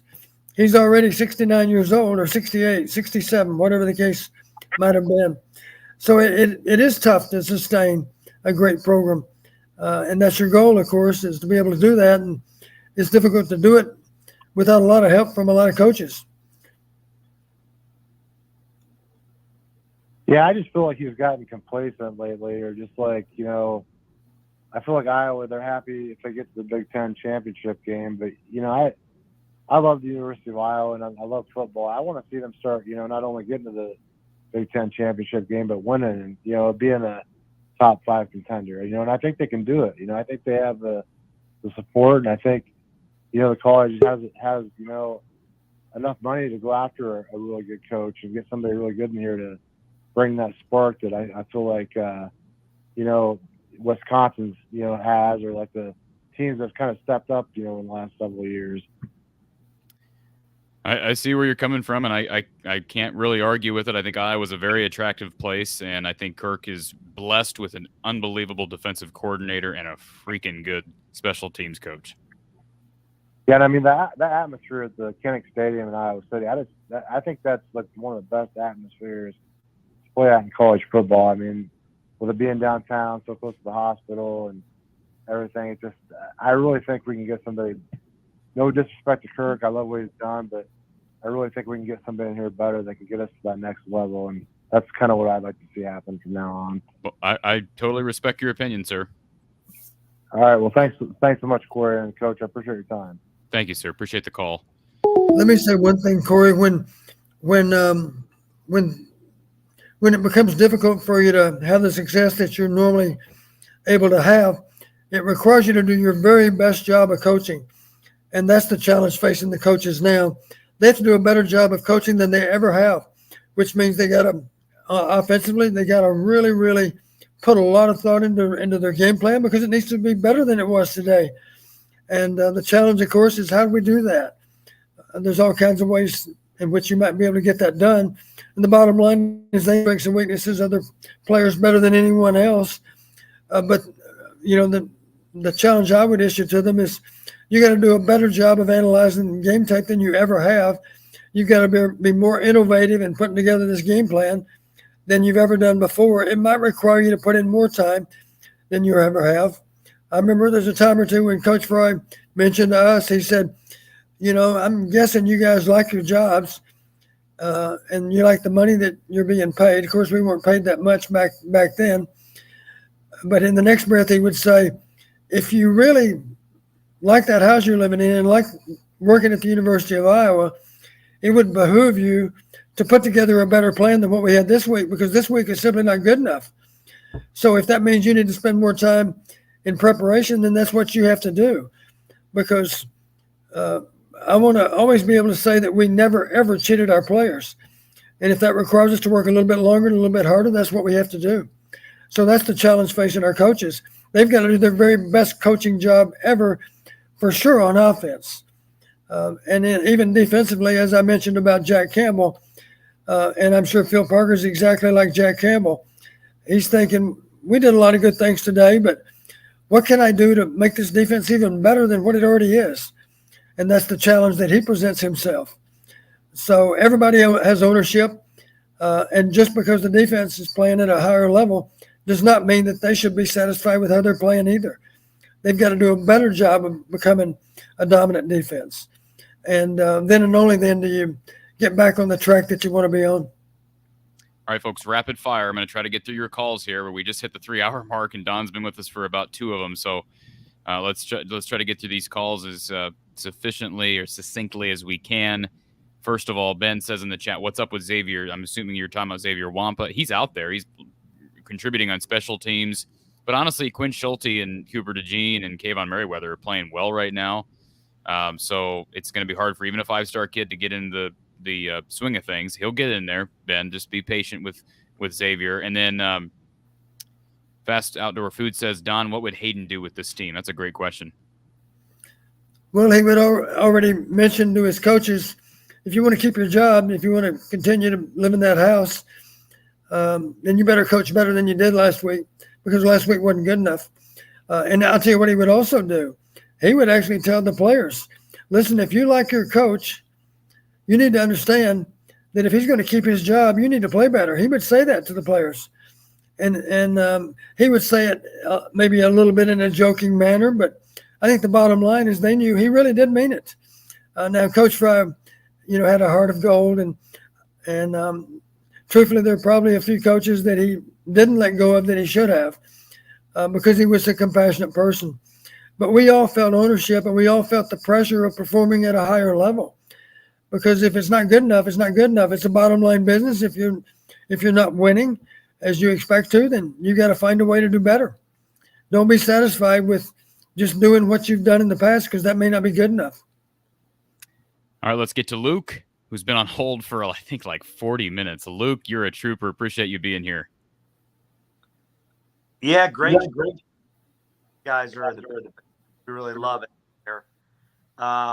You guys make a lot of great points. The question I had for Coach Patterson, but I did want to give a quick recap. Coach Kurt, obviously we can all question his son being the offense coordinator at a young age, and some of the issues with the offense. But with Coach Kurt, he deserves a statue in front of Kinnick. He hasn't had a losing season in 9 years. Last year, he was 10-4, The year before that, he was 6-2. The year before that, he was 10-3. The year before that, he was 9-4. Then he was 8-5. Then he was 8-5. Then the year before that, we were 12-2. We were one play from being in the Final Four in the national championship. Went to the Rose Bowl. Christian McCaffrey crushed us, but they won 12 games in 2015. Year before that, we were 7-6. Year before that, we were 8-5. The last losing season we had was 2012, which was 10 years ago. We were 4-8. That was a shitty season. Sorry. 4-8, 2012, terrible season. The question I had, so I mean, the guy's amazing. Spencer at QB and his son at offensive coordinator and now the quarterback coach, you could definitely question. But Kurt, along with Hayden, are amazing statue-esque coaches. My question for Coach Patterson, I've been around long enough where I've been at pubs where people used to criticize Coach Patterson and Coach Hayden's play calling.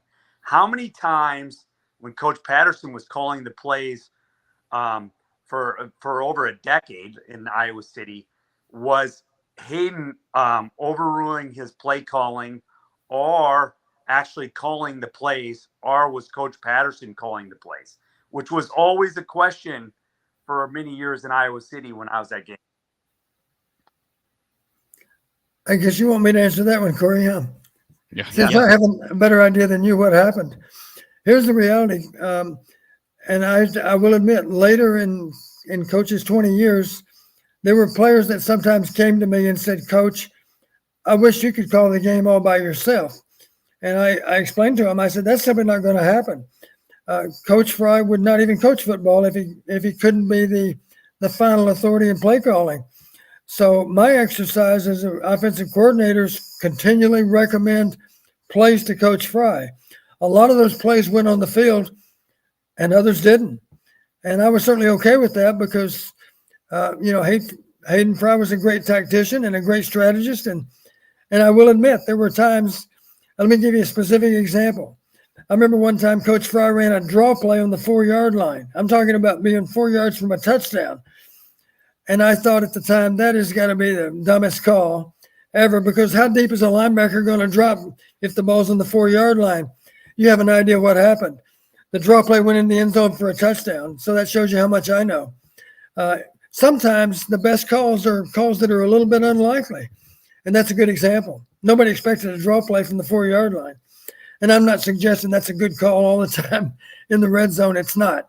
But the point is, who was I to question Coach Fry's wisdom? Because I remember watching the Hayden Fry show when I was a kid, and he was accomplishing great things at SMU then. So, he was an outstanding play caller. He did recognize I need a lot of help from the press box. And just as when I went to Western Illinois, you bet I called the plays because I heard for years I would be a great play caller. But even then, I still had earphones on and I still listened to my offensive coordinator upstairs. So play calling was a collective effort for me at Western Illinois. I was the final authority. And at Iowa, of course, Coach Fry was the final authority. And I contributed as best I could. Basically, I was recommending one play after another. Any number of those plays went on the field, but not all of them, because sometimes I got overridden by the head coach. And that's the opportunity that he has, of course, as the boss. Hope that makes sense. No, that's just amazing intel, and as Hawkeye fans and living through it with you, Coach Patterson, and so many great wins in Iowa City. Thank you, and this is just a great show, and you and Corey are so generous with your time. And tough day today for the Hawkeyes, but we're 1-1, and we've had a lot of success over the last 9 years. So I would stay positive, and thank you so much for doing the show. Thanks, Luke. Appreciate your patience and for your interaction, and appreciate the call. Lots of great calls here. Corey, let me mention one thing. This is a good time to mention this. I just flashed back. A wise old coach would always say it this way: you're never as good as you think you are. But here's the good news. You're never as bad as you think you are either. So you're only 1 week away from success. And of course, success turns into more success going forward. So it's all about attitude. It's all being diligent with correcting your mistakes, learning, never being satisfied with how you play. Those kind of things are important. And I'm confident that our guys they're crushed that they lost today to Iowa State, but they're gonna get back up off the ground and they're gonna go again. And that's what good teams do. They don't stay down. You may get knocked down, but you don't stay down. That's all. All right, Hugo Main is up next here from the Hawkeye of the Storm. Before we get to Hugo Main, gentleman DB, question for Coach. How did the rest of the players react? I'm assuming he's talking about the offense. We've seen Jack Campbell really come to the plate for his quarterback. But at some point, I do fear, Don, defensive players starting to resent the offense. Is that a fear?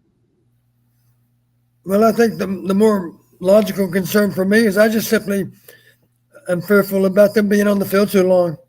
And of course, they can solve some of that just by being more effective on critical downs and get off the field with turnovers too. We had 3 turnovers today. That was a good sign. So maybe we're on track to be one of the better defenses in terms of turning the ball over against opposing offenses. I don't doubt for a second that they're going to take ownership. You know, a football team, your friends are not just on your side of the ball. I don't doubt for a minute, a lot of these guys that live together, maybe one's on offense, one's on defense. And even if they don't live together, in so many cases, they're close friends that are on both sides of the ball. So they feel, these are my brothers in arms. You know, we're all in this together. We win as a team, we lose as a team. If the offense is struggling, then the defense simply has to do what they can to take up the slack and find a way to get the win, find a way to generate one more turnover. Those kind of things are important. All right, let's get to Hugo Main, who's been on hold a long time. There he is. Hugo Main, welcome to the show, sir. Hey guys, this is Indiana. I was want to make it short. I had 3 short points. First was, so I woke up last night and I said, we're in a cycle of naming quarterbacks before the season starts and then never just holding firm to that throughout the whole season, no matter what happens. And I would just also say I would love to argue with Corey about transfers any time of the day, how they will never come here. Okay, so all right, let me address that first, Don. Let me just take this one. So the losing mentality that fans often have, or excuse me, that fans are often frustrated with Iowa's play calling, with Iowa's concepts, their philosophy on offense. Hugo Main, that's the same losing mentality when you say, well, no transfer portal quarterback would ever come here. Well, they'll never come here if you never attempt to get them to come here. So you're beating yourself before then you why even does try. Everyone transfer out? Why does everyone transfer out? Well, guys are usually transferring out, Hugo Main, because they're not playing. I'm talking about bringing in a transfer portal quarterback who would come in and play. You don't bring in guys unless you have needs. Iowa brought in one guy in the transfer portal this year. They've held firm so they won't move off. Hold on. They brought one guy in the transfer portal this year, Hugo Main, and he was a tight end who has not seen the field. My point is, Kirk Ferentz has refused to use the transfer portal just to a moderate extent. I mean, he's at the bottom of the Big Ten as far as transfer portal ads. I'm specifically talking about the offense. They've lost a ton of guys at wide receiver to the portal. They've lost quarterbacks to the portal. And the quarterback room is maybe the biggest issue on this offense right now. It's debatable. I get people are frustrated with the offensive line and receiver play, but I'm just saying you don't go into into recruiting. And Don, you can attest to this. You don't go into recruiting with the mindset of, well, we're not even going to try to get this guy because he'd never want to come here. We suck. Why would he want to come here? You don't go into the. That's not what I'm saying. That's not what I'm saying. Okay, what are you saying? I'm saying that. Well, first I asked you If you expect to get transfers in, why is everyone else leaving? Guys leave from every program in the country. I mean, the transfer portal is what it is. Guys are leaving everywhere. But the difference is teams reload, and it doesn't mean you just use the portal like it's your recruiting class, right? I mean, you still have to build from the bottom up. But I'm saying you have to. We live in 2022 now, where the transfer portal is a huge part of college football, like it or not. And so guys are going to leave. You're going to have guys leave because they're not playing. But there also have been guys, especially this past offseason, we've had more guys than ever before. So Charlie Jones at was the Power 5 level. Hold on. Power 5 level quarterbacks who have proven themselves that left for various reasons. Casey Thompson left Texas because Quinn Ewers transferred in. Casey Thompson had huge numbers at Texas last year. Zach Calzada went on the field and beat Alabama last year. He transferred. Keaton Slovis was extremely successful at USC, but now have a coaching change, so he takes off to Pittsburgh. Bo Nix was a successful guy at Auburn. He goes to Oregon. You've got Gary Bohannon, who was very successful, but got beat out by a better quarterback at Baylor. He's now at South Florida. I'm just saying, and go on and on and on of guys who were proven. It's not because they were bad players, but because there were better players behind them. So why did Charlie Jones transfer to Iowa and then transfer away? Why was that? Well, I mean, what do you mean? Why was that? I think we know why that was, because Iowa's system. You got your transfer, Charlie Jones, and he left after a year. Because their offensive line was not bad tonight. They refused to ever. Are we talking about the transfer portal, Hugo Main, or are we talking about tonight? Because if we're talking about the transfer portal, let's stick to that. Charlie Jones came here and was underutilized at receiver. I think that's clear based upon his stat So why line. would another transfer come here? Say it again. So why would another transfer come here? Okay, so we're just going to come to the determination that we're never going to try to get a transfer portal player, especially the skill position. I didn't say that. Because you are saying that. You're saying, why would we go for somebody that we don't have a chance at getting? Isn't that what you're saying? I said, if you were a receiver, why would you come to Iowa as a transfer? Oh, okay. So what's your point in saying that? So are you saying that the coaches shouldn't try? Is that what you're saying? Because I've only been an advocate for the coaches trying to go to the portal. All right, I feel like we're talking in circles here. Man. Maybe I can help. Go ahead, Don. You go. A wide receiver would transfer here simply because he thinks he deserves more playing time than he's getting where he is, and he sees Iowa maybe as not being very strong in terms of production at the receiver position, and he thinks he's got a chance to come in and establish himself as a starter. No, you guys. Does that make sense? Yes, sir.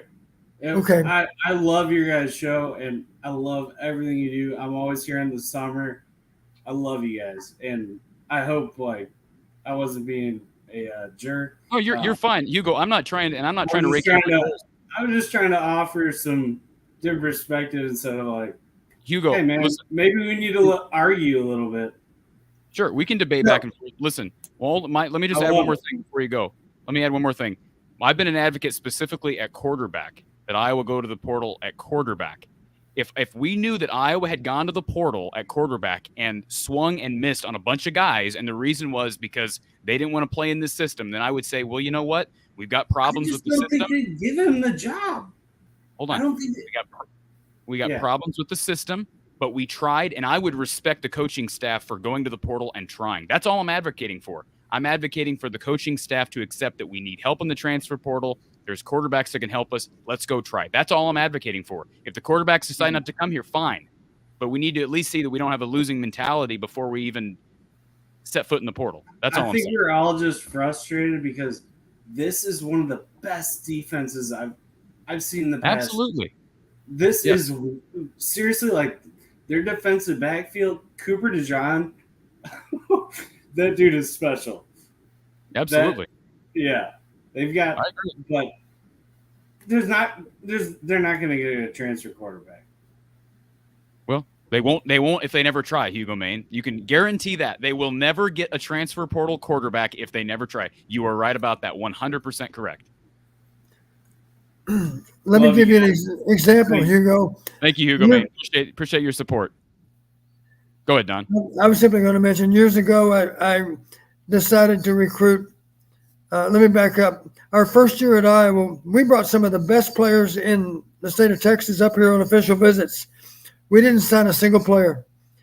And after the season, after the recruiting season, Coach Fry wisely said, we're not going to try to recruit Texas until we establish that we can win. Then and only then will we be able to effectively recruit it.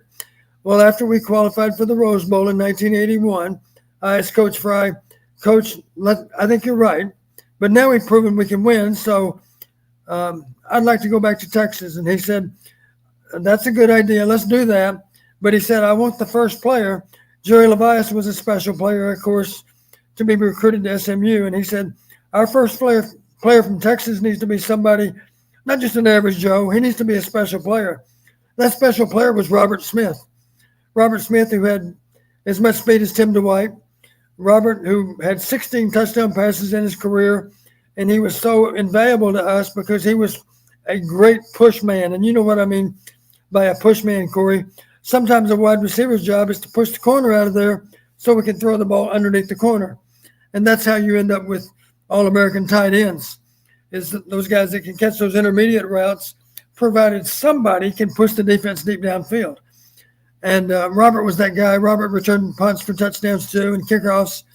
And he was a great player, except when I recruited him, I remember all kinds of coaches telling me, Coach, I know you're a really good recruiter, but you're wrong about Robert Smith. Robert Smith's not going to go away to school. And the example they gave was Robert Smith's very close to his mother. She's a single parent, and there's no way in hell she's going to let him go away to college. To that, I would simply say they underestimated Robert Smith's mother because she just wanted what was best son. Her love was entirely unselfish.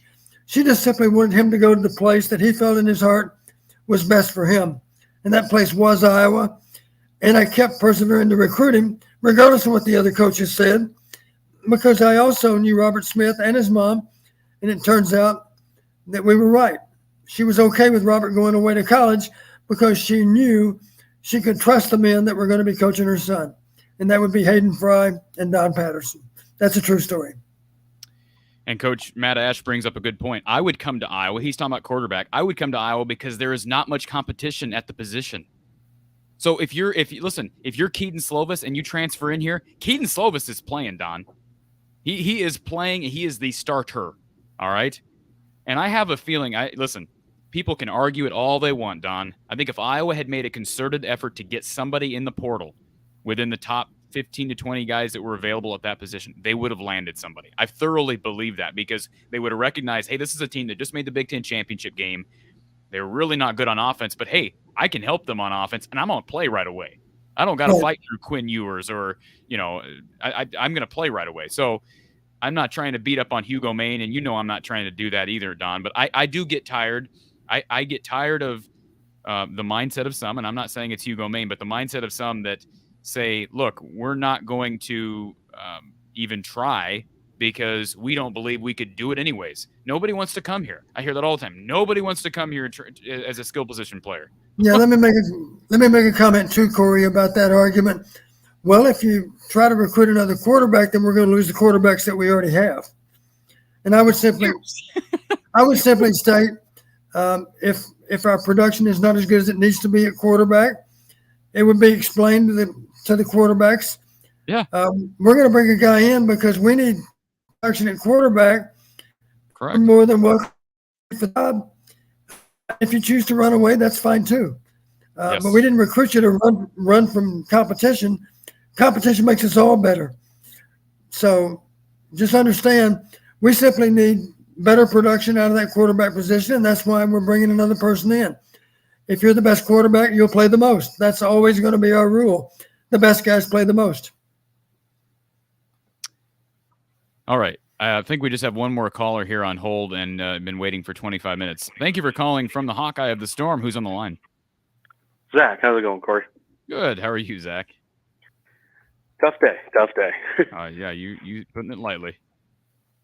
Yeah, I mean, I first of all, I totally agree with you on the transfer portal comments because contrast Kirk with Fran. Fran needed centers and unfortunately swung and missed. But the effort was there to try to get people to improve his team.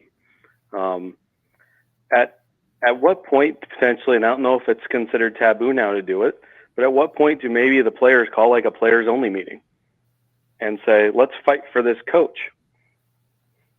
And win one for the coach and win one for our fans. Do you believe they have the personnel to be able to make that happen, Zach? Do they have the leader? I mean, one would hope, leadership. One would hope they would. Do they have the personnel to be able to just say, look, if we put, and that's a good question maybe for Don too, not to steal your time here, Zach, but Don, does this team have right now with all the injuries and obviously the issues at quarterback, do they have the personnel on this roster to turn this offense around? I think it's a valid question.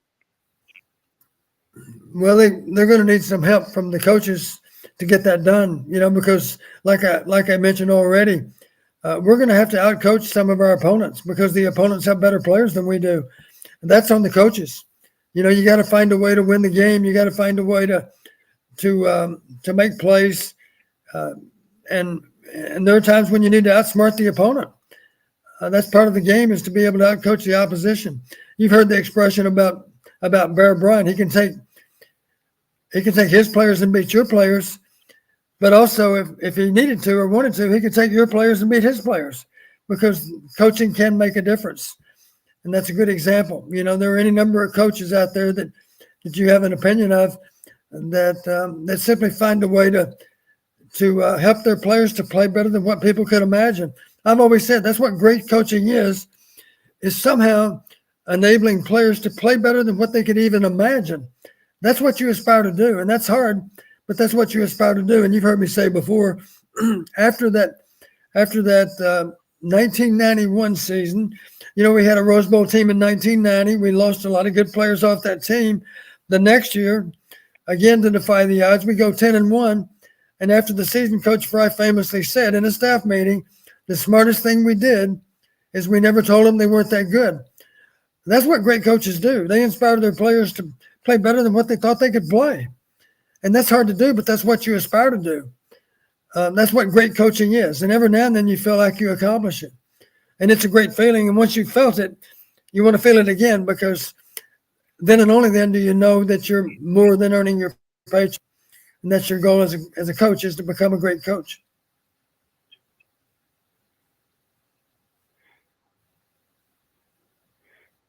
Zach? Yep, I totally agree. And I mean, the defense, unfortunately today, I think just got too tired, but they have been literally playing out of their minds the past couple of years. And last question I have, and I'll sign off. How much do you think that potentially what happened in 2019 or 2020 with all the stuff with the players and Chris Doyle and that, how much do you think that potentially could still be affecting Kirk on and off the field? I think if anything, it's affecting the loss of Chris Doyle. Say what you want about Chris Doyle. I think that if anything, perhaps, I've had people bring that up over the last couple of weeks. I can see that maybe affecting that offensive line. Don, not everything is strength and conditioning there, but Doyle was certainly a big part of that. But what do you think? Are there some remnants from the 2020 fallout? Talking about Chris Doyle, you heard me make the comment a long time ago, Corey. I certainly I've known about Chris Doyle for a long time. Of course, I've been to a lot of practices. My comment was, I've never observed him to be racist at all in any way, shape, or form. I said, don't get me wrong. He's an equal opportunity motivator, and that's one way to put it. That's a nice way to put it. Some people would refer to it as someone being a little bit abusive with how they talk to players. A jerk, maybe? Yeah, but the analogy I've often heard, and it really has some truth to it, imagine, if you will, being in the Army and having a drill sergeant, and the drill sergeant would remind you from time to time, my job is not to be nice to you. My job is to train you so that you go to war and you come back. Because, we're fighting something that's we're fighting on the field of battle, and my job is to do everything I can to help you to return to your family. So excuse me if I'm demanding and difficult to deal with, but that's my goal, is to keep you healthy. And the same thing in football would be a strength coach is simply stating, my job is to put you in position to be the very best player, the very best team you can be. And of course, there are all kinds of former players that have given a lot of credit to Chris Doyle for the development they had at Iowa and for the many, many years they enjoyed in the NFL. A lot of them would give a lot of credit to Chris for the part that he did in developing them as a player.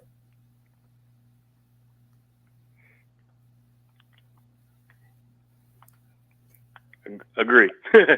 But yeah, thanks again for taking the call. Hopefully next Saturday night will be a better ending. And we'll see what happens, because who knows? Well, I appreciate you calling in, and I know you're a regular caller, Zach, and a listener, so thank you for the support. Yep, thank you. Thanks, sir. All right, Don. Call line's empty. I'm going to fast fire through some of these chats, and then we're done. I'm not taking any more calls tonight. We've been on this show a long, long time. Ben said, let's see. Ben made a comment here. Let me find this. Corey, are you hungry? Long day. Can we send you a pizza? Yeah, you can. Just if you would be willing to donate, there's links in the description below, and that would certainly help give me some pizza. I'm not a big fan of what was the pizza I had the other day, Don? Oh, no, I don't remember. I'll tell you what good pizza. Hy-Vee has it. I shouldn't say that. I can't give Hy-Vee free sponsorship. I can't give them free. Only if you allow me to brag on Pizza Hut Supreme Pizza. Yes, I know you're a big fan of the Pizza Hut Supreme Pizza. Boy, Supreme Pizza sounds really good. So, Ben, if you donate, I can get a pizza. Appreciate that. Let's see here. Let's answer these as quickly as possible, Don. I know you're an analytical guy, but we've got a bunch of chats here. First of all, this is a question directed towards me, so I'll answer it. Corey, do you think we'll make a bowl game? I would say at this point, yes, I think they'll find a way to a bowl game. I think they beat Nevada. But, boy, the fact that we're even talking about this being a thing is sad. I think they'll win at least 6 games, but that's counting on the offense making some improvement. You hope Keegan Johnson comes back. Speaking of receiver, BJ says, who are our starting wide receivers that you said were back this week? I don't remember saying that any starters were back, BJ. Brody Brecht is a scholarship guy who was back and available this week. Don't know how much he played. I think that's the only one. Bostic was questionable heading into the game. Don't know if he was available, but again, didn't see him in the game. Ben also says, Don, give us some insight. Is Kirk meeting with just Brian or multiple coaches about a QB change for next week? How does that work? I'm not privy to their meetings. I would suspect that every coach on offense, and who am I kidding? Every coach on defense, too, would be given the opportunity to discuss our dilemma on offense. And I'm not just talking about Spencer, but just the overall aspect of the offense. Obviously, a lot of the defensive coaches would maybe say, I'm really not comfortable commenting because I don't really have a good feel for what's happening on the other side of the ball. They're so preoccupied, of course, with they might not. But I would suspect that Kirk would give every offensive coach a chance to provide their input. And of course, I doubt that they're interested in doing it unless Kirk requests it. And my guess is Kirk would ask for those guys to discuss it either in private or in a complete staff meeting. I don't doubt for a second Kirk's a smart guy, and I don't doubt for a second he might gain some input from the coaching staff that he has so much trust and faith in. Of course, they're going to do everything they can to solve our problems, and they're sound thinkers. And I have no doubt going forward they'll find a way to make things better. That's what they're paid to do, and I'm confident they're going to do it.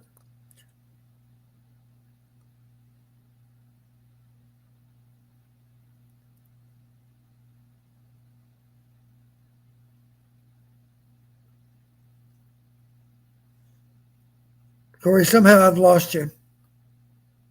Sorry about that, Don. I muted myself. No problem. So Berger says, is Aaron Blum his hold on the starting kicking job in jeopardy after another miss? I think, it's a tough place to be in. That's a long kick in difficult conditions. Personally, and I know it's easy for me to say this on my couch at home, I would have much preferred to see Drew Stevens in there, who has the bigger leg. but he hadn't kicked. He hadn't been given an opportunity to kick other than the kickoffs. But he does have the bigger leg. Personally, I would have preferred that. But I don't know that Aaron Blom's job is in jeopardy because of this miss, although he did miss one from like 35 yards last week. Right. Yeah, that last kick, I remember thinking, the field's wet, the ball's wet. It's a long field goal. And near as I could tell, it didn't miss by much. But it was wide left. And again, I didn't have a good vantage point. I'd be curious exactly. When it went off his foot, Corey, did you think it was going to go through, or was it pretty obvious it wasn't? I never thought it was going through. It went. As it's kind of like a golf shot that starts left and stays left. It just never really. It just never, to me, looked like from my seat at home that it had any chance. Well, if you're right-footed, of course, and the ball is left of the upright when it leaves your foot, kind of hard to imagine that it's not going to turn further left, of course. Right. And so in that regard, it's a bad miss. Never had a chance.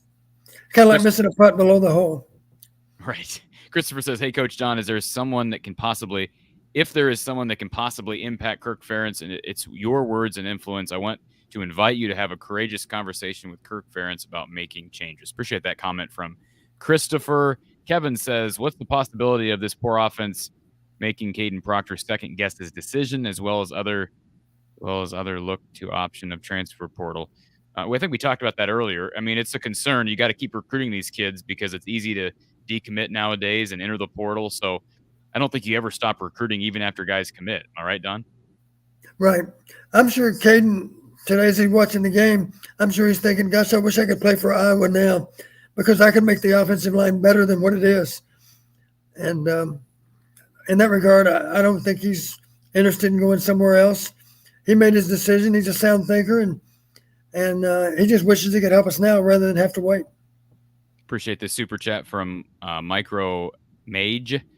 Don, how do you recruit wide receiver players after this? Well, it does become a concern after a while. One of my concerns last year, if you go back and look, I was frustrated that if you look at all of our passing yardage, the percentage of that yardage that was attributed to wide receivers was, I'm confident in saying this, it was on the low end among all schools. And obviously, to recruit a player, they'd like to know that they're going to play a big role in the offense, or specifically in the pass offense as it relates to wide receivers.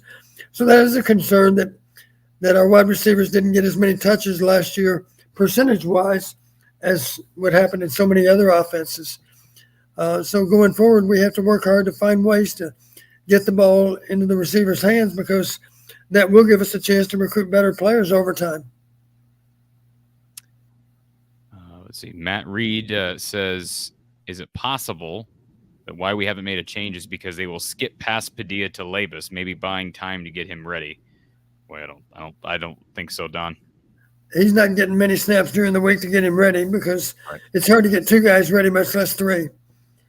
That's why I did mention one solution, of course, is just to have a handful of plays that we're going to run next weekend with Labus. And those are the plays he knows before the game. You're going to play against, I'm just playing what if, hypothetical. If he knows he's going to play against Nevada, he also knows these are the 5 plays that are likely to be called. And the coaches aren't going to ask me to run the offense because they recognize I simply don't know the offense as well as I need to. But on 5 plays, you can bet that he would be more than prepared to run those plays. Berger says, what do you guys think of the return game? It's pretty non-existent. I mean, kickoffs have become less and less consequential. I'm not sure why Iowa took a fair catch from like the 11 in the fourth quarter when they needed to score, Don. What are we doing? I was surprised too, because the ball did have pretty good hang, but let's face it, we had a hard time sustaining drives. Here's the good thing about the kickoff. Last time I checked, they kind of have the responsibility of defending the entire field, which maybe gives you a chance if you can bridge a gap in the coverage. Let's face it, there are a lot of tacklers left. That's how you have 95-yard returns, or in this case, an 85-yard return. So I was disappointed that we didn't give it a go, because we simply hadn't been moving the ball with any efficiency on offense. Why not give every chance to the kicking game to pop a big play? We need big plays. And Dennis says the officials did adjust the clock right before the spike. They adjusted it to 15, Dennis. There was 16 seconds on the clock. It was stopped. Iowa took the ball, spiked it, and then they reset it to 15. So I'm not sure why you don't reset it to 16, and because then he's got a spot. I mean, I just don't understand that series of events. Roger says, is it always the head coach on his decision to change, or is it the head coach and the AD? I'm assuming we're talking about coaching changes on the staff. It's a combination, right, Don? The AD has some say in that, quite a bit of say. Should.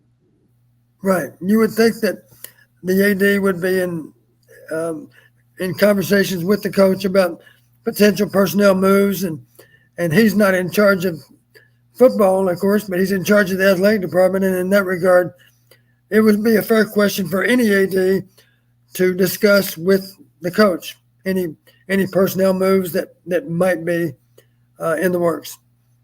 Sam says, should there be concern that Marco Lainez decommits with these offensive bouts? I think we addressed that earlier. I wouldn't be worried about it, but it is always a concern when your team is not performing, especially on that side of the ball. But hopefully Marco's looking at this and saying, I can help this team once I get there. Right. Steve Cashman says, why isn't Spencer a team captain? He wasn't voted a team captain, Don, right? The top 4 that are voted by the players get voted, are team captains. That's an interesting point. There's a lot of good leadership on this team with Riley Moss, Sam Laporta, Jack Campbell, Kayvon Merriweather, Torrey Taylor. There's a lot of really strong leaders, and I think that's why this team is going to stay in a lot of ball games this year. They do need more leadership on offense. Yeah, it is interesting that we have 3 captains out of 4 on defense. Right. And that tells me that a player was allowed to vote. I don't know how many votes you have, but just for the sake of argument, if you could vote for 4 people, it didn't matter whether they were on offense or defense. You actually had a chance, it sounds like, to cast your vote with any of the players that are on the roster. John says, Don, is it reasonable to say that a change at QB may be the best answer, given your carburetor analogy? Well, that's maybe the quickest way to make a change with an offense is to try a different guy in taking snaps. Obviously, it's important to have great execution at that position. Otherwise, you're kind of fighting with one hand tied behind your back. Appreciate this from Berger. Says, you guys are the best Hawkeye show out there. Thank you for the work you and Coach Don do for your calm. Well, I wasn't calm earlier. There was a couple moments in the show where I was not real calm, but appreciate that from Berger. Jeremy says, have we seen Kirk Ferentz's peak? It's going on 24 years now. Do you actually believe he can take us to a national championship? That's a tough question to answer, Jeremy. I think right now the trajectory is not in a good place. I think that's clear, but they've recruited well, but they need some changes. I think major changes at this point. I don't think there's any question about that. Eisman 57 says, I love Don's pitcher analogy. Pitchers are routinely yanked when they lose their command and control. Why are QBs treated differently? Good question. Hawkeye Howard, hey, Coach and Corey, been listening up in St. Louis. Keep up the good work. Thank you, Hawkeye Howard. I saw he was trying to call in earlier, and he must have given up. Thank you, Hawkeye Howard, for hanging in there and being a part of this show. We've been overwhelmed with response during this show. Ben says, legit question, if Alex does play, how short is his leash? It was short last year. Would Kirk just play him and not give him the same rope that he's given Spencer for 3 years? I think that's hypothetical, Ben. And, Don, I would hope that he would get the same leash that Spencer apparently has earned, correct? I would hope so. It wouldn't be very fair to Alex. You need to give him a chance to get in the flow of the game. And obviously, it's hard to do if you're just talking about a few snaps. Just for the sake of argument, if you give him a possession and we're 3 and out, to yank him at that point wouldn't be very fair because obviously, he was unproductive, but it was just three opportunities, 3 snaps. And of course, with some plays, the quarterback has a big input. Otherwise, of course, he's handing the ball off to the back, and frankly, there's not much he can do to help or hinder the play. It's pretty simple to reverse out with the snap and hand the ball off to a back.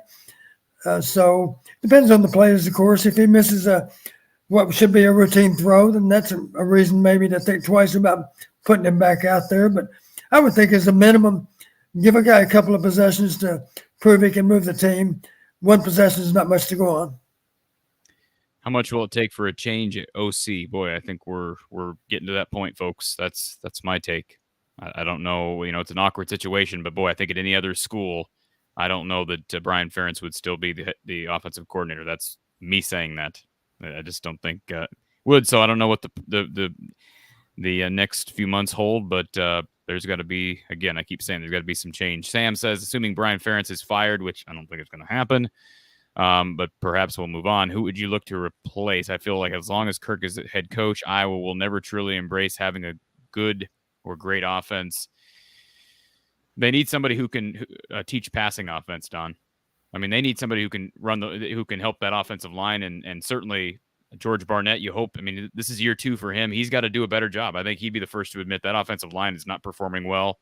But they need somebody who can help. Assuming you're going to hire a QB's coach, who's also your coordinator, your play caller, they need somebody who understands a passing game and understands the quarterback position. That's what I'll say. Lemansky says, I believe one of the coaches, Snyder or Brazier, always ate lunch at the facility. Don, did your staff outwork other Big Ten staffs? Absolutely. We never left the building for lunch, ever. You're going to eat and you're going to work at the same time that you eat. Here's a comment from someone who says they're a former player. Of course, we don't know who this is. MC is the user. From a former player's perspective, stop booing. It impacts the players way more than the coaching staff. That you agree with that, Don? You know, I don't honestly know. It makes some sense. You've heard me say it doesn't help. And I think for sure it adversely affects some players. Some players are more anxious, I think, because they realize that their fans appear to be turning against them. So I think there's a lot of truth to what he says. And I would be curious if he played at Iowa, it would have special significance because maybe he even knows certain players on the team. We don't know what his player background is. So I'm curious if he actually played for Iowa. I don't know who MC might be. Yeah. And I just said during this past week, I don't like the booing, Don, but I understand it. When you Absolutely. have fans that are paying thousands of dollars for this, and the players need to realize that fans aren't just booing players; they're booing the decision making too. Right. On part of the coaches. I understand what he's saying too, and I believe it. That it does impact the players more than it impacts the coaches. Well, Nathan says, why does Petras feel more comfortable throwing into double coverage for a 7-yard gain rather than throwing downfield to a receiver who's one-on-one, letting him make a play? I just don't think he sees the field, Don. That's the only thing I can say. Maybe you were a former QB's guru. What do you see? Yeah, well, I always reminded the quarterbacks, you have to see the field and feel the rush. And right now, I think Spencer is obviously he's aware of pass rush because we've had difficulty blocking people, but you got to block that out. Of course, you've heard me say, Corey, you got to be mentally tough and physically tough. And if you take one on the chin, that's just the way it is. Sometimes you have to do that. And hopefully going forward, we're going to be more vertical with our passing game. We haven't really been very vertical at all. As you know, people were complaining because we had a lot of shorter routes that are thrown to the outside of the field. And those, in theory, of course, are high percentage plays. And even those plays have been inconsistent in terms of being caught. So, you know, we have to find ways to, I'll say it this way. The best offense in the Big Ten in recent years is Ohio State. Here's why. They force you to defend the width of the field. They also force you to defend the length of the field. And that's what makes a good offense. And I realize there's no way we can do it quite as well as Ohio State because I think their personnel is second to none. But if we can just adopt that mindset that we need to be able to challenge the team downfield more than what we've been able to show the first 2 weeks, we have to find ways to do that. It doesn't necessarily involve wide receivers. It might involve tight ends.